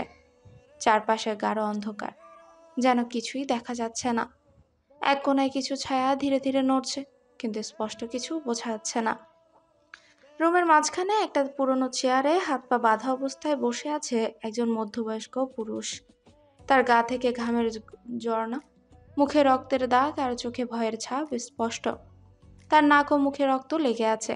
তার শরীর অসংলগ্ন হয়ে পড়েছে, পুরো শরীর কাঁপছে এবং তার নিঃশ্বাসটা যেন টান টান হয়ে গেছে। তিনি চোখ মেলতে চেষ্টা করে, কিন্তু অন্ধকারে কিছু পরিষ্কারভাবে দেখতে পান না। লোকটা চুপচাপ বসে আছে, কিন্তু মাঝে মাঝে সে কাঁপা কাঁপা স্বরে কিছু বলার চেষ্টা করে। কেউ আছো? কেউ আছো এখানে? তার কণ্ঠে অবিশ্বাস্য আতঙ্ক আর যন্ত্রণা। তার নিঃশ্বাস আটকে গেছে, আর মনে হচ্ছে প্রতিটি মিনিট তাকে আরো গভীর দুঃস্বপ্নের দিকে টেনে নিয়ে যাচ্ছে। রুমে কোনো শব্দ নেই, শুধু তার নিজের শ্বাস প্রশ্বাসের আওয়াজ আর অন্ধকারের মধ্যে ঘুরে ফিরে আসা এক অদ্ভুত সাইলেন্স। একসময় রুমের কোণ থেকে একটা গর্জন শোনা যায়। একটা ধাতব টুকরো কোথাও ঢুকে পড়েছে এবং মনে হয় কিছু একটা চলতে শুরু করেছে। লোকটা ঘাবড়ে যায়, আর চোখে আতঙ্কের রেখা স্পষ্ট হয়ে ওঠে। তার মধ্যে ভয় আর আশঙ্কা ছড়িয়ে পড়ে। অবশেষে রুমের একটা কোণে হালকা লাল আলো দেখা যায়। ধীরে ধীরে সেই আলো আরো তীব্র হতে থাকে। লোকটা ভয়ে কাঁপতে থাকে, কিন্তু তখনও কিছু বোঝা যাচ্ছে না। সে শুধুই প্রার্থনা করতে থাকে। বাঁচাও আমাকে। দরজার নিচে হালকা আলো দেখা দেয়। তারপর ধীরে ধীরে সেই দরজা খোলার শব্দ শোনা যায়। হিমাদ্রি তার গাঢ় কালো পোশাকে এবং কঠোর অভিব্যক্তিতে রুমে প্রবেশ করে। তার চোখের দৃষ্টি ঠান্ডা এবং নিবদ্ধ। রুমের ভেতর অন্ধকারের মধ্যে ছড়িয়ে থাকা ভয়ের সুরে তার উপস্থিতি যেন এক দানবের মতো। লোকটি এক মুহূর্তের জন্য হিমাদ্রির দিকে তাকিয়ে দেখে, কিন্তু শরীরের শক্তি আর ভয়ের কারণে সে কথা বলতে পারে না। তার নিঃশ্বাস আরো তীব্র হয়ে ওঠে, আর চোখে এক ধরনের আতঙ্ক ফুটে ওঠে। সে জানে যে মানুষটি তার সামনে দাঁড়িয়ে সে যেন এক দুর্বিশ্বমান দানব, যার নিয়ন্ত্রণে রয়েছে তার সমস্ত কষ্ট। হিমাদ্রি এক পায়ে এগিয়ে যায় এবং ঘরটির অন্ধকার আরো তীব্র হয়ে ওঠে। সে লোকটার সামনে দাঁড়িয়ে কিছুক্ষণ তাকিয়ে থাকে। হিমাদ্রির কণ্ঠে সে অদৃশ্য শক্তি যেন আরো গম্ভীর হয়ে ওঠে। তার চোখে তীব্রতা আর মুখে এক ধরনের জেদ ফুটে ওঠে, যেন সে যা বলছে তা একেবারে নির্ভুল। তার ঠান্ডা ও নিঃশব্দ সুরে কথাগুলো বের হয়। তুই কি ভেবেছিলিস তোকে খুঁজে পাবো না? আমি লয়ার গ্রুপের সম্রাট হিমাদ্রি চৌধুরী। লোকটা মাথাকে নিচু করে রাখে, তার চোখে ভয়ের শিখা ফুটে ওঠে। সে বুঝতে পারে হিমাদ্রি যখন এমন কথা বলে তখন তার সামনে আর কোনো পথ নেই। হিমাদ্রির এই পরিচিত তীব্রতা, ভয় এবং নিয়ন্ত্রণের শক্তি অন্ধকার রুমে আরো গাঢ় হয়ে ওঠে। তোর প্রতিটি পদক্ষেপ আমি নজর রেখেছি। আচ্ছা, হিমাদ্রি আরো বলে, তোর প্রতিটি পদক্ষেপে আমি নজর রেখেছি। তুই যতই পালাতে চাস তোর দুর্বলতাও আমি চিহ্নিত করেছি, আর এখন তুই আমার সামনে। লোকটার দেহের সমস্ত শক্তি চলে যায়। সে কিছু বলতে চায়, কিন্তু কথাগুলো তার মুখে আটকে যায়। সে বুঝতে পারে হিমাদ্রির সামনে সে সম্পূর্ণ একা এবং নিঃশব্দ। হিমাদ্রির চোখের দৃষ্টি আরো কঠোর হয়। এখন আমার নিয়ন্ত্রণে তুই, সবকিছু আমার হাতে। হিমাদ্রির গম্ভীর কণ্ঠস্বর রুমে ঘুরপাক খাচ্ছে। তার কথাগুলো যেন সুনির্দিষ্ট এবং তীক্ষ্ণ। সে এক পা সামনে এগিয়ে এসে লোকটার দিকে তাকিয়ে বলে, এখন বল, কার কথায় তুই আমার বাড়ির দিকে নজর রেখেছিলি? সেই দিন হসপিটাল থেকে ফেরার সময় কেন আমাদের নজরে রাখছিলি? সত্যিটা বল। লোকটার বুক ফাটা ভয় দেখা যায়, তার মুখে থমকে থাকা অশ্রু। সে ভয়ার্ত দৃষ্টিতে হিমাদ্রির দিকে তাকায়, যেন কিছু বলার সাহস নেই। হিমাদ্রির চোখের গহ্বরে এক ধরনের অদৃশ্য শত্রুতা লুকানো। তুই কিন্তু এখন মরণ ফাঁদে। হিমাদ্রি আরো ঠান্ডা গলায় বলে। যতই পালাতে চাস তোর ভাগ্য একদম আমার হাতের মুঠোয়। লোকটি আতঙ্কিত হয়ে অস্বস্তিতে সিঁড়ির মতো অপ্রকৃতভাবে নিঃশ্বাস নিতে থাকে। চেষ্টা করে কিছু বলার, কিন্তু তার গলা শুকিয়ে গেছে, যেন কথাগুলো বের হওয়া একদম অসম্ভব। হিমাদ্রির চোখের তীব্রতা আরো বেড়ে যায়। সে জানে লোকটা সত্যিই কিছু বলবে, অথবা কিছু বলবে না। যতটুকু হিমাদ্রির কাছে আসবে তার জন্য সেটাই শেষ হয়ে যাবে। কাপা গলায় লোকটি বলে, আমি জানি না, মনে হয় ভুল বোঝাবুঝি হয়েছে। হিমাদ্রির চোখে তীব্র বিদ্রুপের ছাপ ফুটে ওঠে। তার কণ্ঠ ঠান্ডা কিন্তু হুমকির স্বর। ভুল বোঝাবুঝি? তুই কি আমাকে বোকা ভাবিস? তোর পেছনে কারা আছে সেটা জানতে আমি এখানে এসেছি। সঠিক উত্তর না দিলে এই রুম থেকে তোর মুক্তি হবে না। লোকটা তীব্র আতঙ্কে কাঁপতে লাগে, তার গলা শুকিয়ে গেছে। দয়া করুন স্যার, আমাকে ক্ষমা করুন। আমি শুধু নির্দোষ পালন করেছিলাম। আমাকে তাদের নাম বলার সুযোগ দিন। আমি বলতে পারি। হিমাদ্রির সামনে ঝুঁকে গর্জে ওঠে। তুই কার নির্দেশ পালন করছিলি বল? লোকটা গলা ফাটিয়ে চিৎকার করে। নিরুপম সেন। সেই আমাকে বলেছে আপনার উপর নজর রাখতে। আপনার কাজ, আপনার বাড়ির লোকজন সবকিছু জানার জন্য আমাকে পাঠিয়েছে। আমি শুধু তার কথা মতো কাজ করছিলাম। দয়া করে আমাকে ছেড়ে দিন। হিমাদ্রি একটু পিছনে সরে গিয়ে গভীর চিন্তায় ডুবে গেল। নিরুপম সেন তোকে পাঠিয়েছে? এত বড় সাহস! সে ভেবেছিল আমাকে পরাস্ত করবে। লোকটা কাঁপতে কাঁপতে মাথা নিচু করে বলে, আমি শুধু পয়সার জন্য কাজ করেছিলাম স্যার। আমার কোনো ব্যক্তিগত শত্রুতা নেই। হিমাদ্রির ঠোঁটে তিক্ত হাসি ফুটে ওঠে। পয়সার জন্য? তাহলে এবার দেখ পয়সার জন্য জীবন কিভাবে ধ্বংস হয়। হিমাদ্রির ঠোঁটে তিক্ত হাসি ফুটে ওঠে। তারপর হিমাদ্রি পকেট থেকে ফোন করে কাকে যেন কল করে। ঠান্ডা কণ্ঠে সে বলে, আমি লোকটাকে ধরে ফেলেছি, ওকে তোমাদের হাতে তুলে দিচ্ছি। তোমরা জানো কিভাবে কথা বের করতে হয়। লোকটা হিমাদ্রির পায়ে পড়ে কাঁদতে শুরু করে। দয়া করুন স্যার, আমি যা জানি সব বলে দিয়েছি। আমাকে ছেড়ে দিন। আমি আর কখনো আপনার পথে আসবো না। হিমাদ্রি তার দিকে তাকিয়ে এক ধরনের নির্মম দৃষ্টিতে বলে, আমার পথে আসার সাহস করেছিস, তার মাসুল তোদের সবাইকে দিতে হবে। আমি শুধু শুরু করেছি। একটা কালো স্যুট পরা দুজন লোক রুমে প্রবেশ করে। তারা লোকটার হাত থেকে রশি খুলে তাকে টেনে নিয়ে যেতে লাগে। লোকটি ক্রমাগত ক্ষমা চাইছিল, কিন্তু হিমাদ্রি তার দিকে একবারও ফিরে তাকালো না। রুমে আবারও নীরবতা নেমে এলো। হিমাদ্রি চেয়ারে এক পাশে গিয়ে বসে এক গ্লাস পানি তুলে নেয়। নিজের মধ্যেই সে কিছুক্ষণ ভাবতে লাগলো। নিরুপম সেন, তুই আমার দিকে নজর রাখতে চাস? এবার আমি তোকে এমন ভাবে দেখাবো যে নিজের নামটাও ভুলে যাবি। চোখে যে তার মুখে তীক্ষ্ণ এক হাসি ফুটে ওঠে। রুম থেকে বেরিয়ে যাওয়ার সময় সে ফোনে আরেকটা কল করে। নিরুপমের ওপর নজর রাখো, ও কি করছে, কার সাথে মিশছে, সব খুঁটিনাটি চাই। এবার খেলা আমিও শুরু করলাম। আর বলে, এক মুহূর্ত দেরি না করে সে রুম থেকে বেরিয়ে পড়ে। মাথার ভেতর হাজারটা প্রশ্ন ঘুরপাক খাচ্ছিল, কিন্তু সেগুলোর উত্তর খুঁজতে হলে তাকে এগোতে হবে। হিমাদ্রি সোজা গাড়ির দিকে হাঁটতে শুরু করে। গার্ডরা তাকে অনুসরণ করতে চাইলেও সে হাত তুলে তাদের থামিয়ে দেয়। আজ আমি একা থাকবো, কেউ সঙ্গে আসবে না। হিমাদ্রি ধীর স্বরে বলে। গাড়িতে উঠে সে ড্রাইভিং সিটে বসে। ইঞ্জিন চালু করে গতি বাড়িয়ে দিল। তার গন্তব্য ছিল অফিস। রাত গভীর হলেও কাজ বাকি আছে। সেখানে হয়তো সে আরো কিছু সূত্র খুঁজে পাবে। হিমাদ্রি অফিসে পৌঁছে গাড়ি থেকে নামে। আশেপাশে নজর বুলিয়ে নেয়।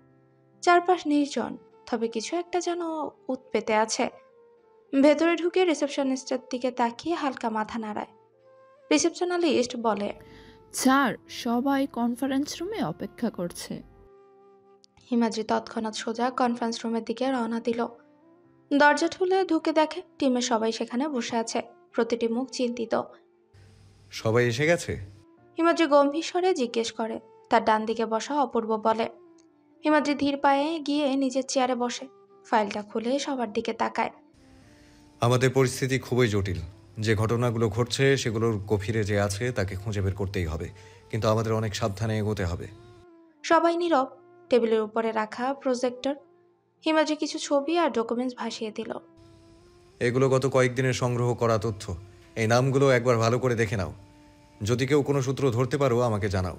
একটা নীরবতা ঘরের মধ্যে ভর করে। টিমের সবাই মনোযোগ দিয়ে স্ক্রিনে তাকিয়ে রয়। একটু পর নিতু বলে, স্যার, এই নামটার সঙ্গে আমরা আগে কাজ করেছিলাম। এই ব্যক্তি একটা রিল বেচতে দিয়েছিল, ঠিক মনে পড়ছে না, কিন্তু মনে হয় এটাই হতে পারে আমাদের একটা কুলু। হিমাদ্রি নিতুর কথার গভীরে গেল। সে মাথা নাড়ায়। ঠিক আছে, তাহলে এই দিকটায় খোঁজ চালাও, বাকিরা অন্য ফোকাসগুলো দেখো। মিটিং চলতে থাকলো আর হিমাদ্রি মনে মনে প্রতিজ্ঞা করলো, এই লড়াইয়ে পিছিয়ে পড়ার সুযোগ নেই। বসকে খুঁজে বের করতে যা কিছু করার আগে আমি করব। মিটিং শেষ হতে হতে প্রায় ঘন্টাখানেক লেগে গেল। সে তার নিজ চেম্বারে এসে কল দিল বাড়ির ল্যান্ডলাইনে। রিং হতে বাড়ির কাজের মেয়ে ছুটে এসে ফোনটা রিসিভ করে। আর হিমাদ্রি গম্ভীর কণ্ঠে বলে ওঠে, তোমাদের ম্যাডাম কোথায়, কি করে সে? মেয়েটা বলে ওঠে, স্যার, ম্যাডাম ঘুমাচ্ছে। আমি যখন রুম পরিষ্কার করতে গিয়েছিলাম তখন দেখেছি ঘুমাচ্ছে। আমি কি ডেকে দেব? না না, ডাকতে হবে না, আমি আসছি। ও ঘুমোচ্ছে, ঘুমোক একটু। তোমরা তোমাদের কাজ করো। বলেই ফোনটা কেটে দিল। ফোনটা কেটে হিমাদ্রি এক মুহূর্ত চুপ করে বসে রয়। টেবিলের উপরে রাখা কাচের গ্লাসটা আঙ্গুলে বুলালো। রাগ, অভিমান নাকি অন্য কিছু, নিজেও বুঝতে পারছিল না। ঘুমাচ্ছে তাই না? নিজেকেই প্রশ্ন করলো সে। ঠোঁটের কোণে এক অদ্ভুত হাসি ফুটে উঠল। চেয়ারটা ঠেলে উঠে দাঁড়ালো। ওয়াশরুমে গিয়ে মুখে এক ঝামটা পানি দিয়ে আয়নায় তাকায়। তার নিজের চোখ দুটো কেমন ফাঁপা লাগছে, ক্লান্ত নাকি অন্য কিছু। কিছুক্ষণের জন্য নিজেকে সামলে নিল সে। তারপর গা ঝাড়া দিয়ে বেরিয়ে এলো চেম্বার থেকে। অফিসারের করিডর ধরে ধীর পায়ে গাড়ির দিকে এগোলো। ড্রাইভার দরজা খুলতে গেলে সে ইশারায় থামিয়ে দেয়। আমি নিজেই চালাবো, তুমি বাসায় চলে যাও। ড্রাইভার কিছু বলতে গিয়ে হিমাদ্রির চোখের দিকে তাকিয়ে চুপ করে গেল। আস্তে মাথা ঝুঁকিয়ে পেছনে সরে গেল। গাড়িতে বসে ইঞ্জিন স্টার্ট করে হিমাদ্রি। রাস্তার লাইটগুলো দ্রুত পেছনে ফেলে গাড়িটা এগিয়ে চলে। বাতাসে জানলার পর্দা দুলে উঠছে, কিন্তু হিমাদ্রির মন কেমন যেন শূন্য হয়ে আছে। বাসায় পৌঁছে গেট খুলে গাড়ি পার্ক করে। দরজা ঠেলে ঢুকতেই দেখে পুরো বাড়ি নিস্তব্ধ। কাজের মেয়েরা হয়তো যার যার ঘরে চলে গেছে। সোজা নিজের রুমে চলে গেল হিমাদ্রি। ওয়াশরুমে গিয়ে ফ্রেশ হয়ে আয়নার সামনে কিছুক্ষণ দাঁড়িয়ে রয়। চোখে ক্লান্তি স্পষ্ট, কিন্তু এখনো ভেতরে একটা অস্থিরতা কাজ করছে। হাত মুখ মুছে সে দরজার দিকে এগিয়ে গিয়ে খানিকটা উঁচু গলায় ডাকে, পুতুল, পুতুল। সাড়া না পেয়ে আবার ডাক দিল, এই পুতুল, ওঠ, দুপুর হলো তো, খাবি না? রুমের ভেতর থেকে কোনো সাড়া এলো না। হিমাদ্রি একটু বিরক্ত হয়ে দরজার সামনে গিয়ে দাঁড়ায়। দরজার উপর নক করে বলে, শুনতে পাচ্ছিস? কতক্ষণ ঘুমাবি আর? বেশ অনেকবার ডাকার পর পুতুল পিটপিট করে চোখ খুলে। পুতুলের চোখ খোলাতেই হিমাদ্রির বুকে থাকা ঝড় কমে গেল। তারপর পুতুলকে বলে, এতক্ষণ কেউ ঘুমায় নাকি? পুতুলের সোজা সাপটা জবাব, মাথা ব্যথা করছিল, ঘুমের মেডিসিন নিয়ে ঘুমিয়েছিলাম। আচ্ছা, ফ্রেশ হয়ে আয়, আমি তোর জন্য ডাইনিং টেবিলে অপেক্ষা করছি। কোনো তর্ক না, আমি এখন কোনো তর্ক করতে চাইছি না। আমিও তো মানুষ, আমার ক্লান্ত বলেও কিছু থাকে। তুই খেয়ে নিস, তারপর তোর সকল অভিযোগ শুনবো। যা, আগে ফ্রেশ হয়ে নে। পুতুল আর কথা না বাড়িয়ে বিছানা থেকে নেমে ফ্রেশ হতে গেল। ওর যাবার পানে তাকিয়ে তপ্ত শ্বাস ফেলে হিমাদ্রি। তারপর সে নিচে নেমে গেল। খাবার টেবিলের জন্য অপেক্ষা করছে পুতুলের। মিনিট খানেক বাদেই পুতুল এলো। পুতুল অন্য চেয়ার টেনে বসতে গেলে হিমাদ্রি বলে, হুম, এখানে আমার পাশে বস। পুতুল হিমাদ্রির পাশের চেয়ারটা টেনে বসে। খাবার টেবিল থেকে খাবার প্লেটে নিল। তারপর প্রথম লোকমাটা পুতুলের সামনে ধরে বলে, নে খেয়ে নে, সকালেও ঠিক মতো খাসনি, এখন যদি ঠিক মতো না খাস শরীর খারাপ করবে। তার উপর আবার খেয়েছিস ঘুমের ওষুধ, শরীর দুর্বল হয়ে যাবে। নে হা কর। পুতুল কোনো কথা না বলে হা করে। পুতুল হা করাতে পুতুলের মুখে লোকমাটা তুলে দিতে নিজেও এক লোকমা খেয়ে নিল। একের পর এক লোকমা খেয়ে দুজনে দুপুরে লাঞ্চটা ফিনিশ করে। পুতুল এখনো ঘুমে ঢুলছে।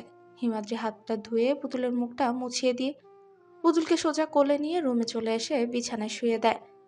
তারপর দরজাটা লক করে পুতুলের পাশে এসে শুয়ে পড়ে, ওকে জড়িয়ে ধরে। দুজন ঘুমিয়ে পড়ে। সন্ধে হয়ে গেছে। হিমাদ্রি ঘুম থেকে উঠে ফ্রেশ হয়ে কখন নাস্তা করে যে অফিসের কাজ নিয়ে বসেছে, আর পুতুল এখনো ঘুমোচ্ছে। আস্তে আস্তে পুতুল নাড়াচাড়া করে, অর্থাৎ ম্যাডাম ঘুম থেকে উঠবে সেই বার্তা দিচ্ছে। অবশেষে উঠল। পুতুল আড়মোড়া দিয়ে বিছানায় বসে। হিমাদ্রি কাজ করতে করতে গম্ভীর গলায় বলে, যাক, ঘুম তাহলে ভাঙলো। আর কখনো যেন না শুনি ঘুমের ওষুধ খেতে। যা ফ্রেশ হয়ে নে। সামান্য ঘুমের ওষুধ খেয়েই যাই যায় অবস্থা। আবার আসছে হিমাদ্রি চৌধুরীর সাথে লাগতে, এই দুর্বল শরীর নিয়ে। যা ফ্রেশ হয়ে নে, আমি নাস্তা নিয়ে আসছি। বলেই নিচে চলে গেল। মুখটা থতমত করে ওয়াশরুমে গেল। সুযোগ পেলেই পুতুলকে কথা শোনায় খচ্চর বেটা। এটা বলে ফ্রেশ হতে লাগলো। পুতুল ফ্রেশ হতেই হিমাদ্রির নিচ থেকে ফ্রুটস নিয়ে আসার প্লেটটা পুতুলের সামনে রেখে বলে, নো মোর ওয়ার্ডস, চুপচাপ খেয়ে নে, বলে সে কাজে মন দিল। পুতুল কাচুমাচু মুখ করে ফ্রুটসটা খাচ্ছে। হিমাদ্রি হাসছে ওর মুখটা দেখে। পুতুল কিছুটা ফ্রুটস খেয়ে বলে, আর খেতে পারছি না। ঠিক আছে, খেতে হবে না, নিচে যা, কফি খা, মাথাটা রিফ্রেশ লাগবে। পুতুল হাতের প্লেটটা নিয়ে নিচে নেমে গেল। তারপর টেবিলের উপর রেখে দেয়। কাজের মেয়েকে বলল কফি বানিয়ে দিতে। কাজের মেয়ে কফি বানিয়ে দিতেই কফির মগটা নিয়ে সে সোফায় বসে টিভি ছেড়ে টিভি দেখছে আর কফি খাচ্ছে। কাজের মেয়েটা এসে বলে, ম্যাডাম রাতে কি রান্না করব? রাতের জন্য খিচুড়ি করো, বেগুন ভাজো, মাছ ভাজো আর মাংস করো। ঠিক আছে। বলেই রান্নাঘরে চলে গেল। টিভিতে সিরিয়াল দেখছে পুতুল, আর উপরে অফিসের কাজ করছে হিমাদ্রি। এভাবেই কেটে গেল সময়। এখন রাত 10টা বাজে। খাবার টেবিলের কাজের মেয়েরা খাবার দিয়ে গেল। পুতুল গেল হিমাদ্রিকে ডাকতে। এই যে শুনছেন? কান খোলাই আছে, বল শুনছি। খাবার খেতে আসেন। যা আসছি। হিমাদ্রি ল্যাপটপ আর ফাইলগুলো গুছিয়ে রেখে নিচে নামলো খেতে। পুতুল প্লেটে খাবার দিল। হিমাদ্রি চেয়ার টেনে খেতে বসে। পুতুলও খাচ্ছে, কারো মুখে কোনো কথা নেই। মনে হচ্ছে কোনো নীরব যুদ্ধ চলছে। খাওয়া দাওয়া শেষ হতেই ওরা উঠে গেল। পুতুল রুমে যেতেই হিমাদ্রি পুতুলকে জড়িয়ে ধরে। পুতুল পুরো স্তব্ধ হয়ে গেল।